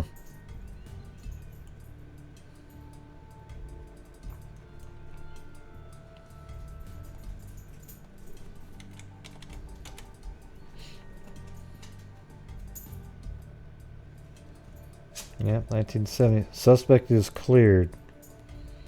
Lodi native Jack Carmen, a 27-year-old. It's almost hard to say that word anymore. But accused of killing a 14-year-old girl in the summer of 1975, was found innocent Monday evening. The verdict came at the end of a week-long trial marked by bizarre tales and dramatic twists. The Franklin County Common Pleas jury deliberated about 3 hours. Carmen, who was accused in the rape and murder of Kristi Mullins, walked from the courtroom and said he was sure as hell glad to be free. As the case wound down Monday, one of Carmen's court-appointed attorneys attacked the main prosecution witness, a convicted arsonist. As the killer of Kristi Mullins, I think it was Henry Hester Newell Jr., said David Rebel. Jr. Newell's the murderer. Rebel told the jury that Columbus police were under pressure to find the man, that's exactly what I was saying, who sexually assaulted, then bludgeoned the Mullins girl to death near a Northside Columbus. I mean, look how stupid that one comment the detective made was. Wow, you just never thought it would just... you'd get so lucky like that a cop would be driving by and see somebody that looked just like the sketch, and therefore he's it. I mean, come on. Testimony indicated the Mullins girl went to the shopping center August 23rd with a girlfriend to be in a cheerleading contest. The friend Carol Reeves left Kristi near a wooded area while she went inside the store to see about the contest. When she returned, Kristi was gone. Her body was found later, partially clad. Well, I wonder if she was assaulted. Maybe they can go back and if they have a rape kit. In a packed courtroom, Rebel noted that Carmen had an IQ in the 40s or 50s and was likely to give authority figures. Yeah, see, there you go. That's the Brandon Dassey of this case right there. You know, they just found a sucker and got him to... Yeah, jeez. Hate shit like that.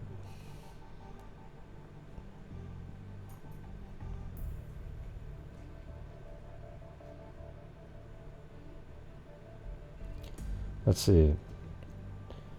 According to Newell, currently serving time at...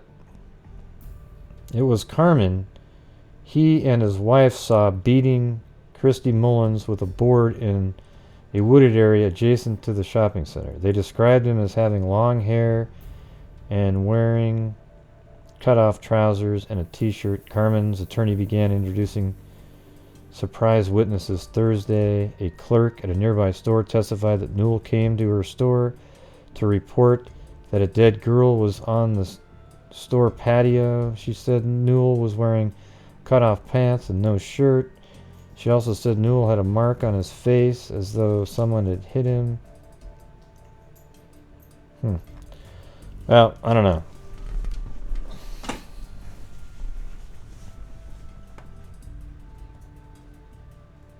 Who's this Oliver Fanine guy? You know what that is? It's just some absolute moron that shows up on internet and they just went, God, what's this? Oh, here's a live, and then just types it in like that. Or they have no purpose at all. There was no, I didn't say anything that they didn't even know. They just showed up just right then. You know what I mean? They weren't even here for 10 seconds. That's just the troll. That's exactly right. The Troll Award goes to Oliver. Just like the Oliver on the old Brady Bunch. You know? Dorksville.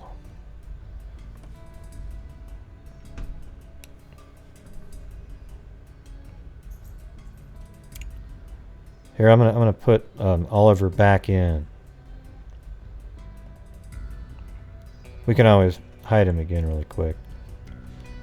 What else you got for me, Oliver? What else you got, man?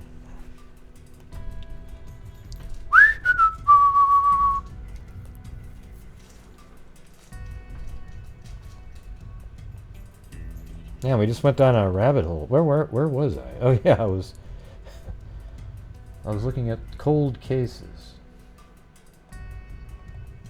in Ohio, and I can't find the Christine one.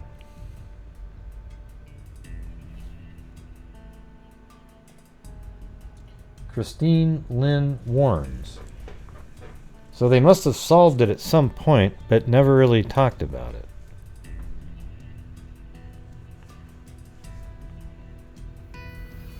Where'd you go, Oliver? Come on, Oliver. God, you're so interesting. Please bless us with your wisdom and knowledge.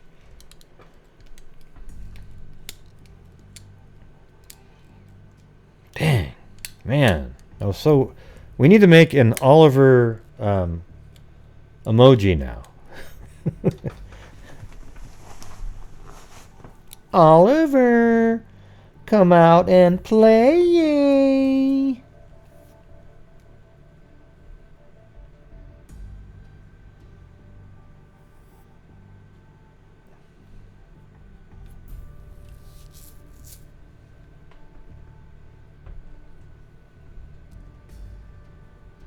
Oh yeah, yeah. I think Oliver would make a cool dog name. It's too many syllables though. You know, you can go up to your dog and go, oh, oh, and they're like, oh yay, you know. They. You could actually go up to your dog and go, oh, Blue, you're the dumbest dog I've ever seen. You are the so dumb, Blue, and he'll be so happy wiggling his tail. Because you have the happy tone. It doesn't matter what you're saying. I wouldn't say that though, Cairo. I know that would make you mad. But I'm just saying. You could literally... You can do that.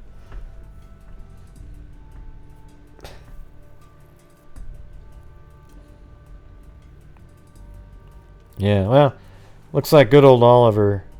you know... Didn't have what it takes.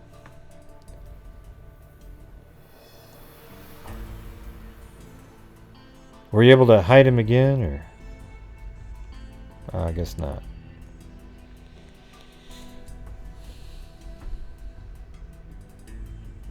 We just kind of were going all over the place. We went over 3 cold cases that were solved, just like in the last 2 days. And then, while looking that one up, we came across a woman named Christina Lynn Warrens, but we can't ever find the resolution to that case in the newspaper, so I thought maybe it was a cold case, but when I type in Warrens in this search area here, it doesn't come up with anything. Hey, Sarita Hilly, I thought you were a channel member.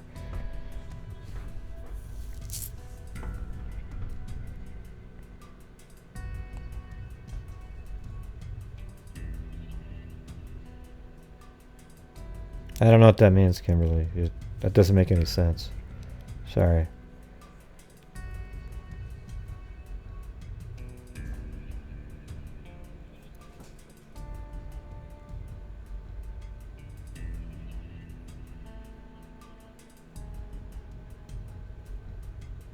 Yeah, I don't see anything. I don't watch other true crime channels. They're usually full of crap.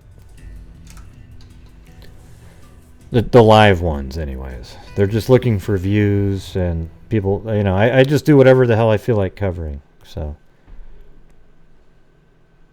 Yeah, of course, yeah. Could be something, who knows?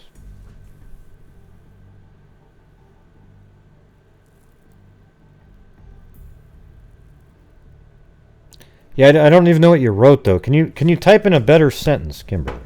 Because every time I go up and try to read what you wrote up at the top there, I've read it 5 times and it makes no sense. It might be girl code. I'm just not sure at this point.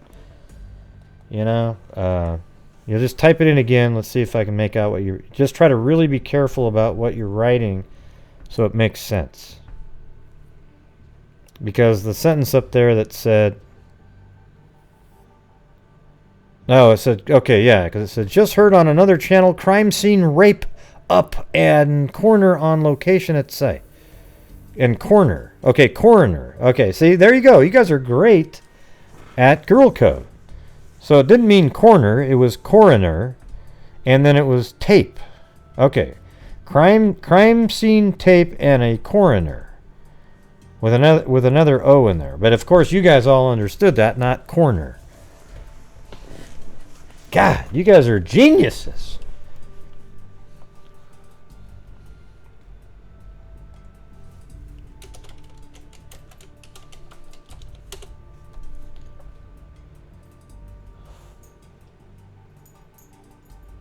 Yeah, I don't see anything.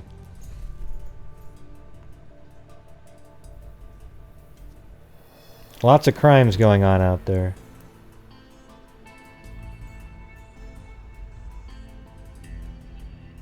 Okay, it's an already searched location.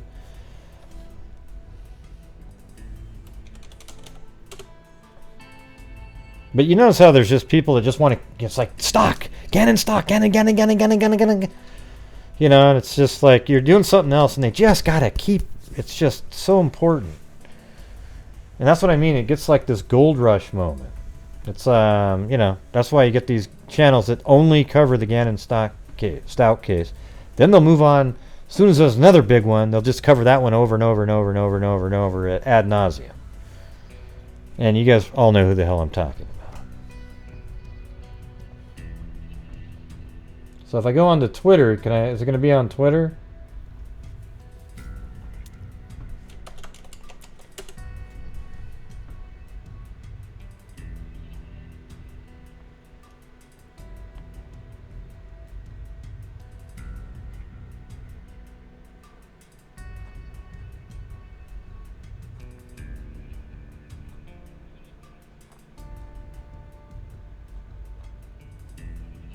Yeah. Well, if you find something, let me know. Well, the music's way less loud than I am. I can tell you that right now. So you might have to fix your system there.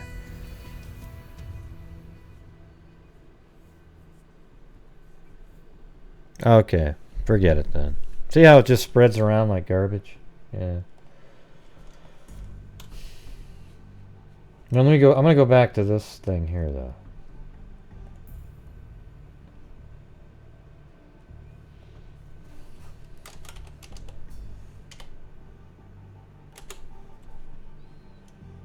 Yeah, she doesn't show up in here. And this is the Ohio cold cases, so they must have solved that case at one point. I gotta try this again. Let me try that other newspaper site thing. Hold on, but I just remembered how to make sure I don't screw up and have a document on the screen.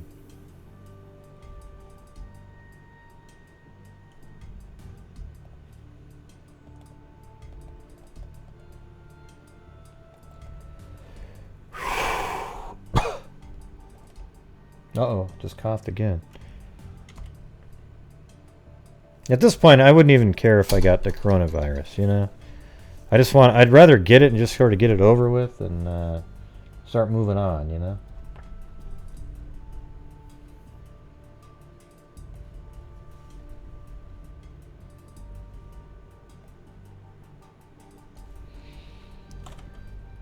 Right. You know what I'm going to do? I'm going to go over to the movie theater, sit right next to the popcorn machine and lick the thing that the lady just kept touching. And I'll just catch it in 2 minutes. All right.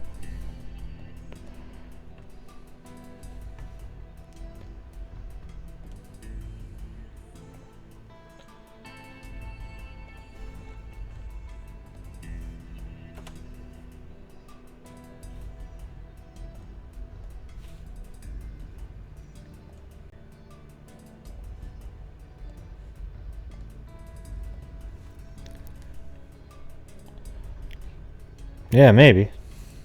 It's hard to say. I think I definitely don't think they want 80% of anybody to get this thing, because that means if 80% of the people got it, millions of older people will die from it. Okay? That's the problem.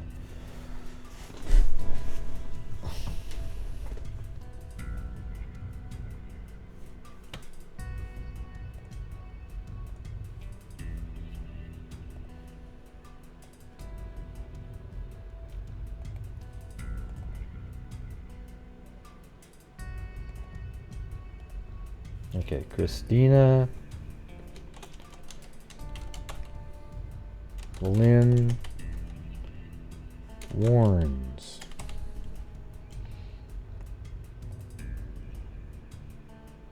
United States. I gotta wait till it loads up. Ohio.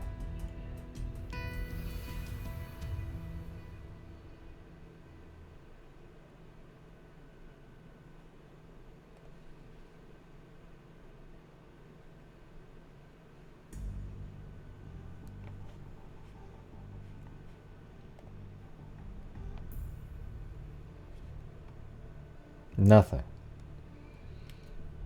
Not a damn thing.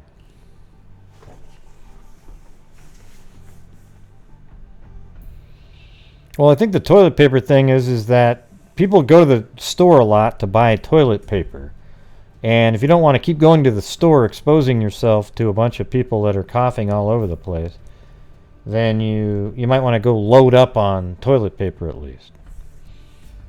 And, you know, people are saying that China manufactures part of it. Who gives a shit? You know, just...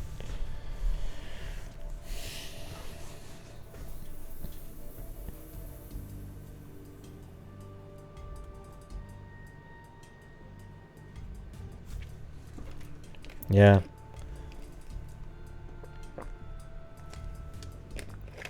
Daybell's trying to get a new judge. She doesn't like her judge.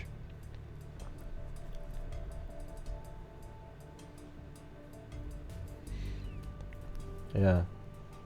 Hell, I bought some toilet paper and paper towels today. Why not, man? If everybody else is doing it, you might as well get yours, huh? What do you mean denied altered truth? What does that mean? What does that mean when somebody... See, when somebody just shows up and types in the word denied, what does that mean? You know, it's like... Have some context, you know? You haven't even been here the whole night and then boom, denied.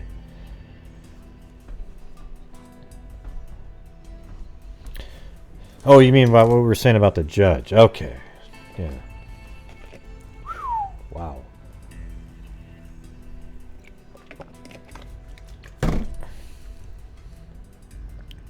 Right, but I went on to talking about something else right after that, so. Yeah. Yeah, I'm going to get the bought paper towels and... No, I'll just do however I want to do it, Altered Truth. Okay? How about that? How about I'll do my show the way I do it, and you do your show the way you want to do it. Sound good? Awesome, man. Who cares? I do. I care a lot, man. Especially in what you have to say. A lot of times I'll sit around and I'll go, you know, I want to do a show tonight, but if I could just hear from Altered Truth for a few minutes, I'd really like that. Yes, I know that you were referring now to the judge being changed. So maybe the judge will, you know, I mean, I guess that one's already been ruled on, right? So what do you think the court hearing is for tomorrow then?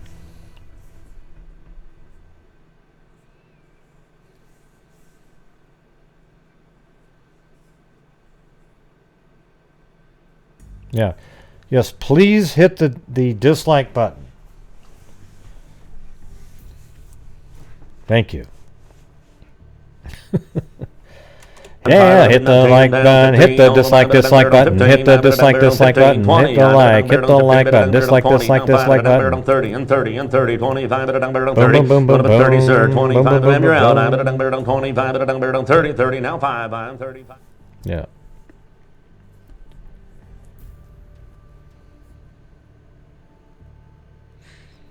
Well, I'm definitely not a psychic.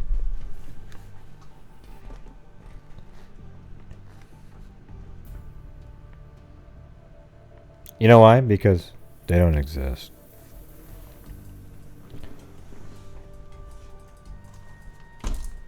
And that's exactly why.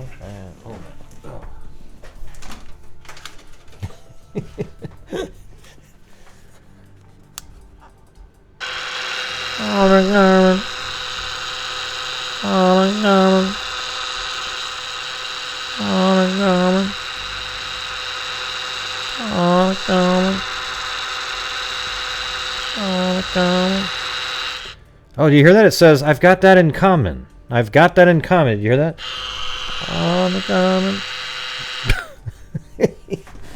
Ew, yeah.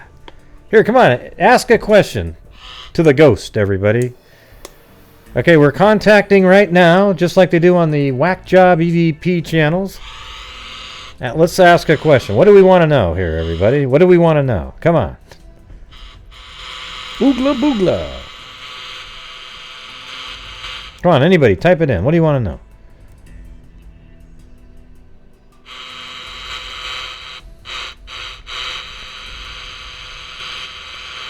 Okay. Bridget, help my friend out, Ghost. Bridget wants to know if she'll make more money. I don't know. Oh, hear that? Not a chance in hell, it said. Not a chance in hell. Okay.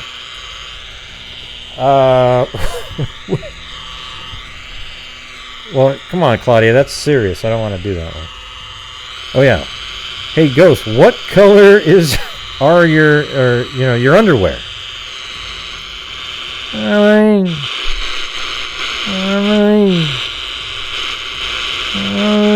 Oh, purple and green. Did you hear that, everybody?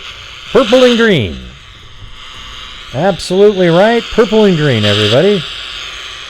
You heard it absolutely clearly there, I'm sure. Okay, well,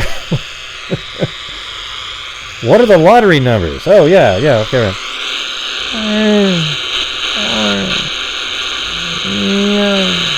Oh, yeah, 18, 4, and I couldn't make out the last one.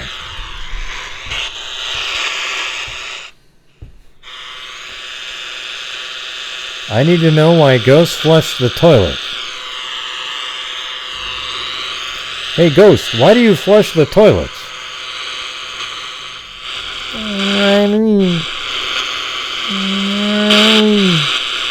Oh, we like it clean. Did you hear that, everybody? We like it clean. It was really clear and obvious. Hopefully you got that one. Okay, good.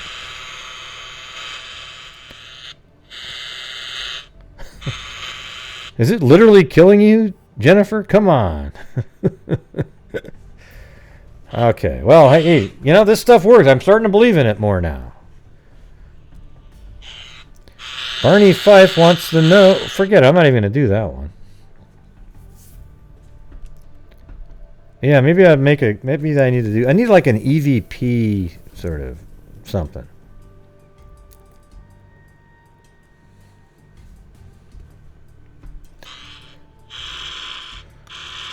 Why is Jennifer almost dying listening to this, Ghost?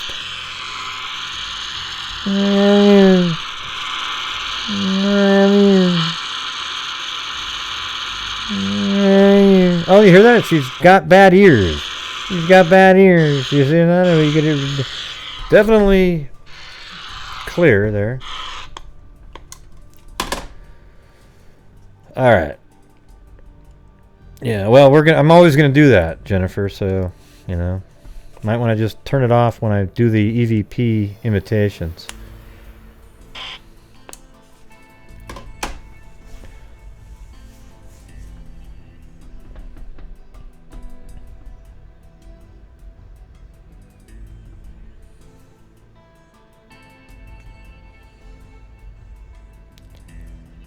What's behind... Yeah, well, that's a good one. What's behind the veil? Hold on. Let's try it. Oh. Oh, they were looking for something behind the veil. Did you hear that, everybody?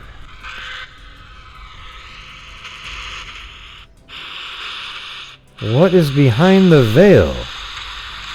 Oh, nothing. Oh my God, I really heard nothing that time. That was clear as day. What's behind the veil? Nothing. Yep, Chad and Julie, yep.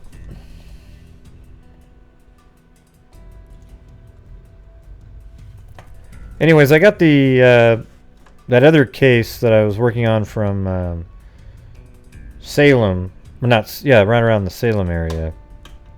I still have that one folder built up on that, but I'll do that a different time.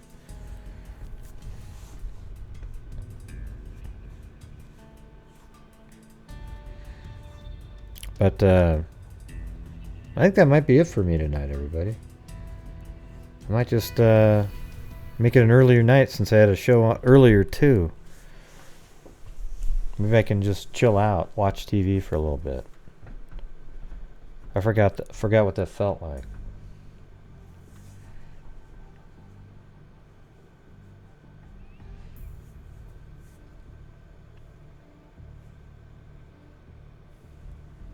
Wait, hold on, let me see what else I've got here.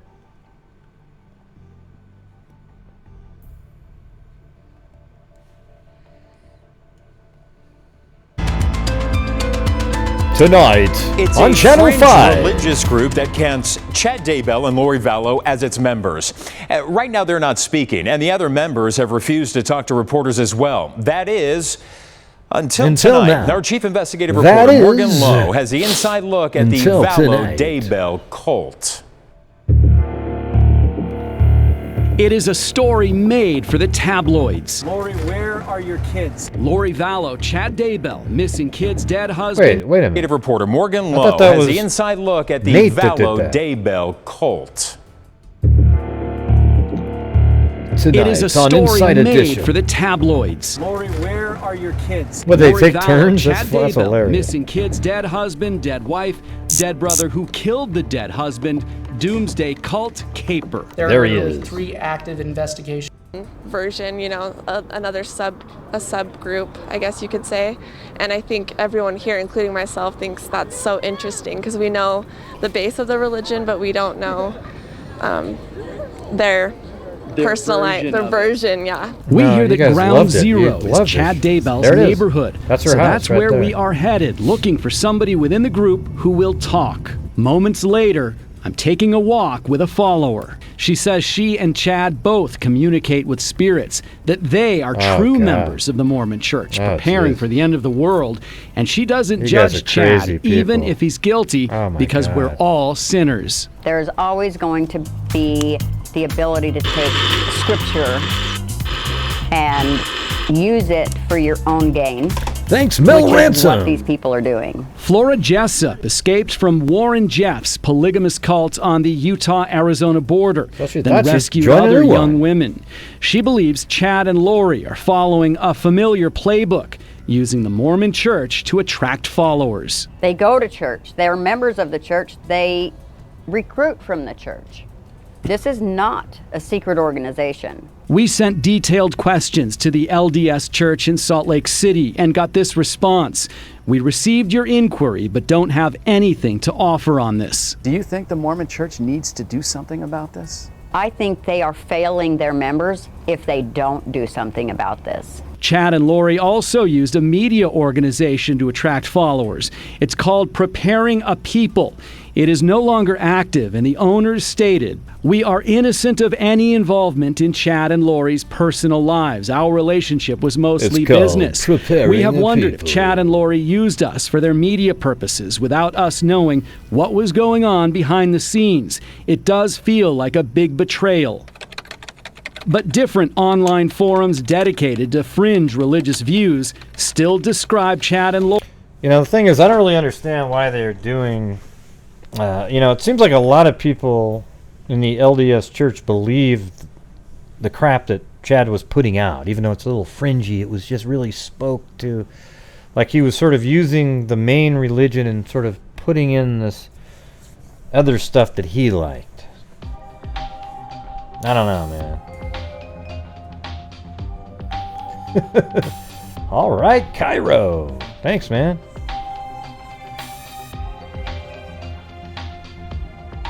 Seriously, TV sucks. Seriously, TV sucks. I can't do fiction. This is my favorite show. There you go. Seriously, TV sucks.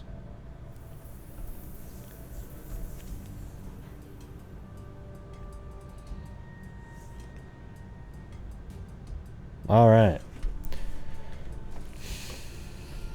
What the hell else did I got here? Unsolved. Yeah, we were going to look at that Terry Dalloway one. Okay, I've got that on the screen. There's just so many things that pop up, and you go on these, you start chasing down another one, then you sort of forget what the first one that you were looking at was.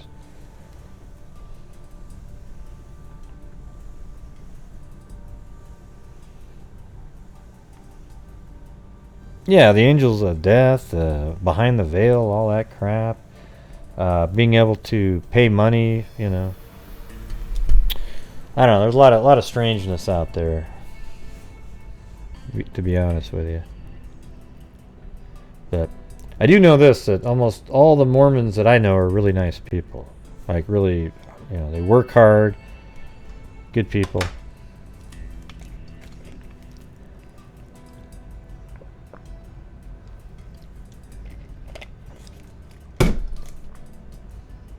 Despite what the conspiracy theory wackos say.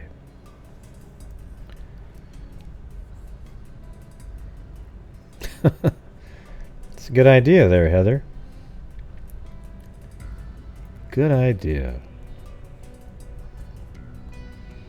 All right, we had Heather on today. We had Savannah on, and Sean Beecham earlier.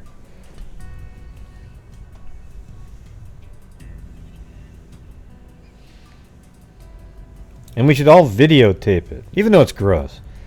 Videotape using the toilet paper of his book, and then we'll send it to him in a video.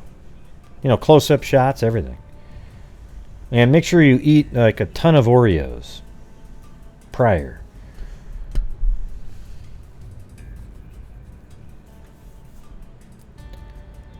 Yeah, send in the pictures. We'll make a slideshow. We'll have some... Wait, you don't like Oreos? Man, their Oreos are awesome. It gives you a reason. Come on, you guys. Man. Good night, Gene Fish. And good night, Claudia Neubauer. Yeah. Hey, be safe over there. Everybody, you know, watch what you're doing. Wash your hands all the time. Don't touch your face unless you've washed your hands. Try to avoid, you know, walking near people like if you're at the store, you know. Like, try going to the grocery store at an hour where other people aren't going to be there. So you don't have, like, this idiot standing 1 inch behind you almost trying to read your code that you're typing in. Oreos are good, man. Listen, Oreos with on chocolate mint chip ice cream or vanilla ice cream is just really, it's one of the best things there is ever. You know, that's just the truth. Whether you like it or not, Curious Georgia.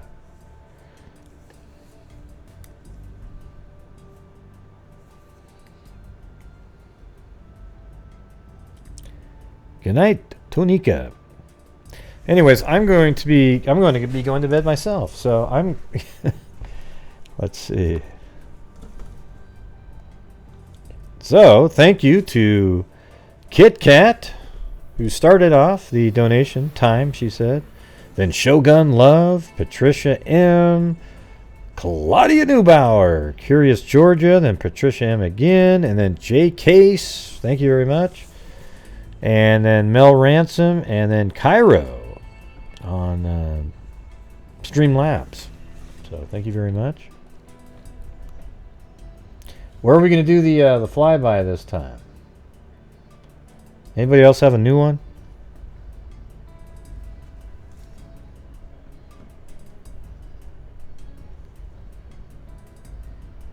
Yeah, no problem, Michelle. But wasn't that great? We took a break and went over some cases again instead of, you know, I mean, the Corona thing's a big deal. You can get that all day, but I'm going to try to sort of have a little bit of normalcy with my show, even though I'll probably bringing up Corona every night at some for some thing that happened, or, you know, it's not going to be the coverage, though. I've been to Banff.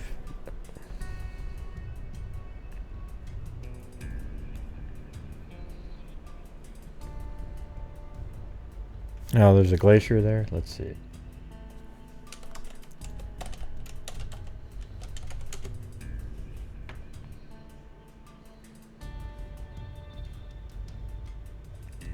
Oh, in here, this stuff.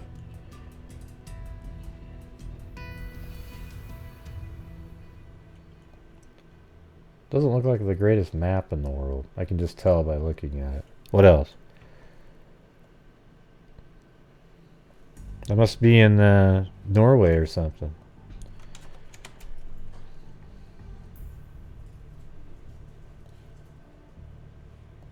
No, it's like Alaska.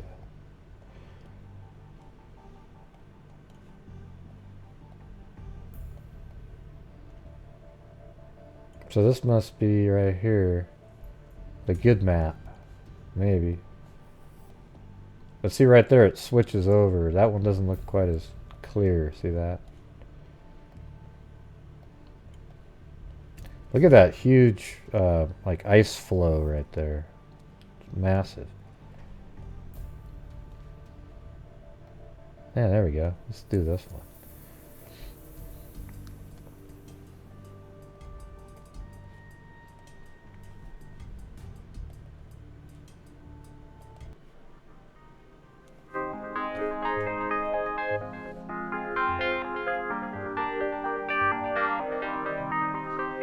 I can see a different map right there though. Let's see.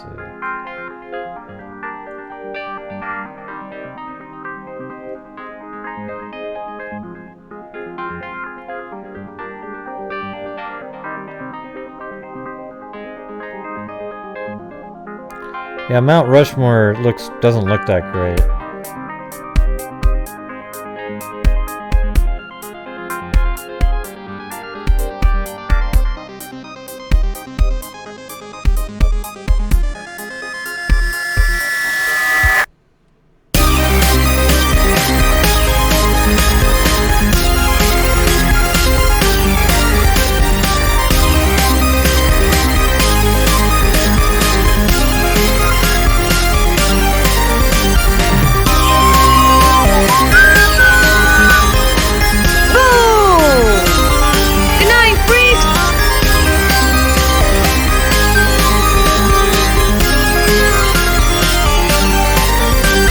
Hey, that was Daro.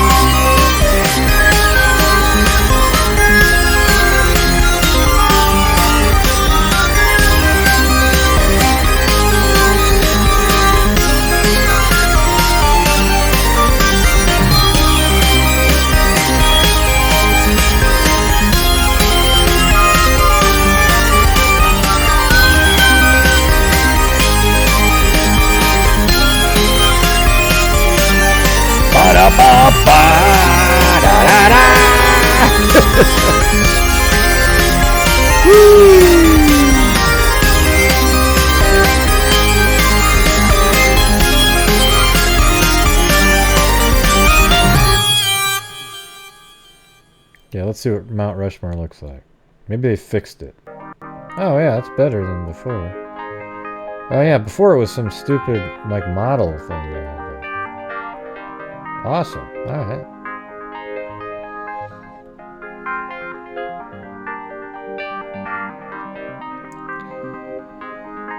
So let's see. That's Reagan, Trump, and George W. Bush. And who's this guy over here? Oh, yeah. Lincoln.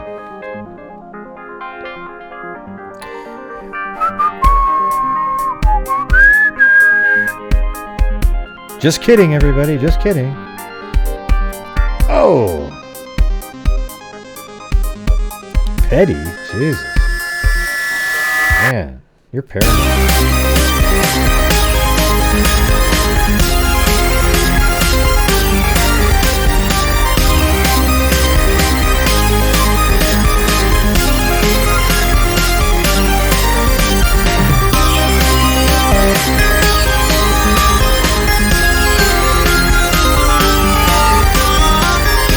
Oh, pretty.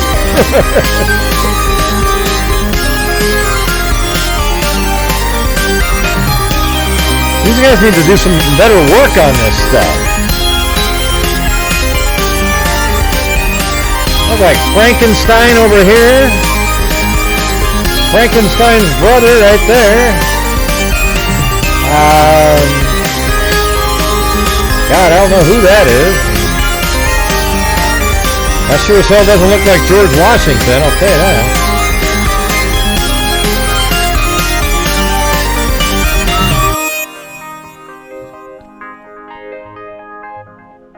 Oh my God, it is the bridge guy. Do you see the goatee?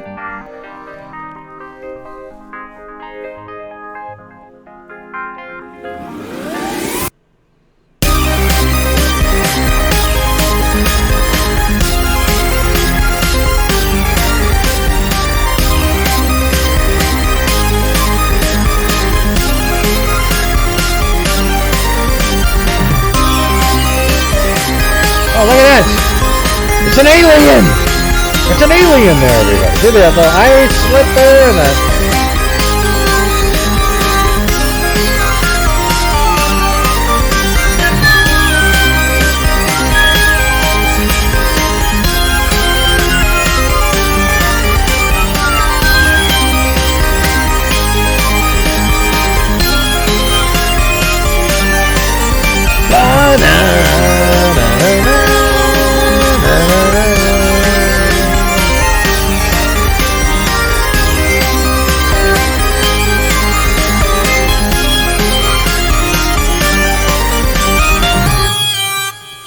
There it is, everybody. That is the nebulae. Fill in the blanks.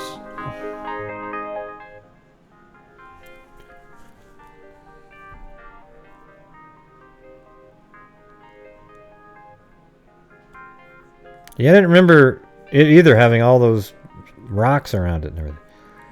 Ungles Bunglorla. Wow, there you go. Wingles Bunglorla. That's a new one, I guess. Curious Georgia didn't name the nebulae I saw.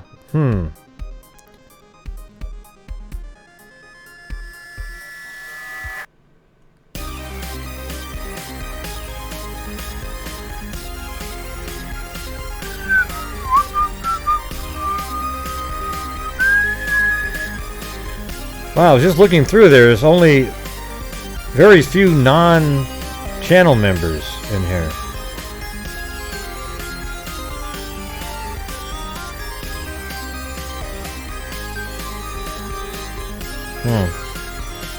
Yeah, see, Brett's just a troll, okay? Because we weren't talking about the Delphi case. You just wanted to throw it out there. So, hasta la vista. Da-da-da-da. Da, da, da, da, da, da, da, da, da, da, da, da. Yes, that's your opinion, man. But you just came in to be a troll. There was no other else about it, you know.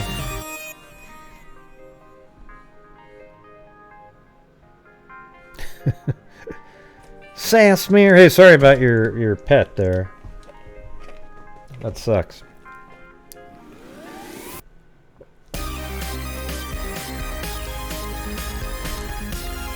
Yeah, we know who you are, Gene. You're always here. I mean, you just show up to a show that has nothing to do with it, and then you just type in, the Delphi case will never be solved. I'm so clever and smart. Yeah, well, nobody's interested in what you have to say, okay? Now, that works really well, though, on some of the other channels, because they don't get it. And they care that you like them. I don't.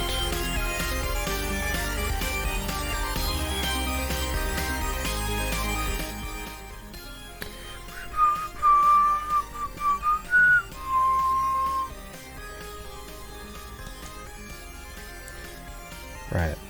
I guess if we asked your opinion, it'd be different. Nobody cared. Okay? And most of us all think that the Delphi case will be solved. You don't, but nobody was talking about it. Okay? All right, everybody. So thank you all for showing up tonight. I guess the only one in the bed there is Chloe. Blue's in his own little bed over off to the side there.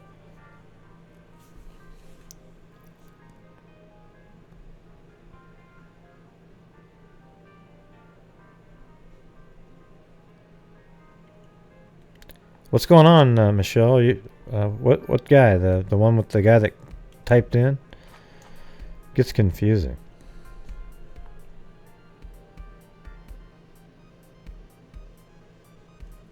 Yeah. All right, everybody. Thank you very much for showing up. And as I always say, everybody, until next time. Oh, there you are. Be safe out there. 2, 3, 4.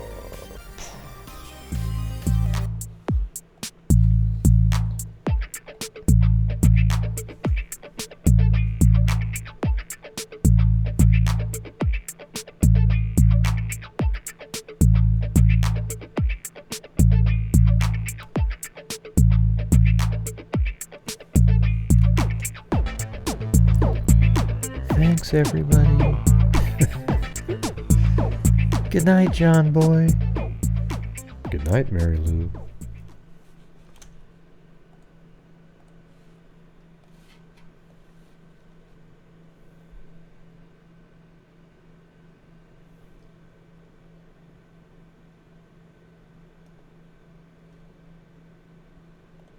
Oh, and be safe out there.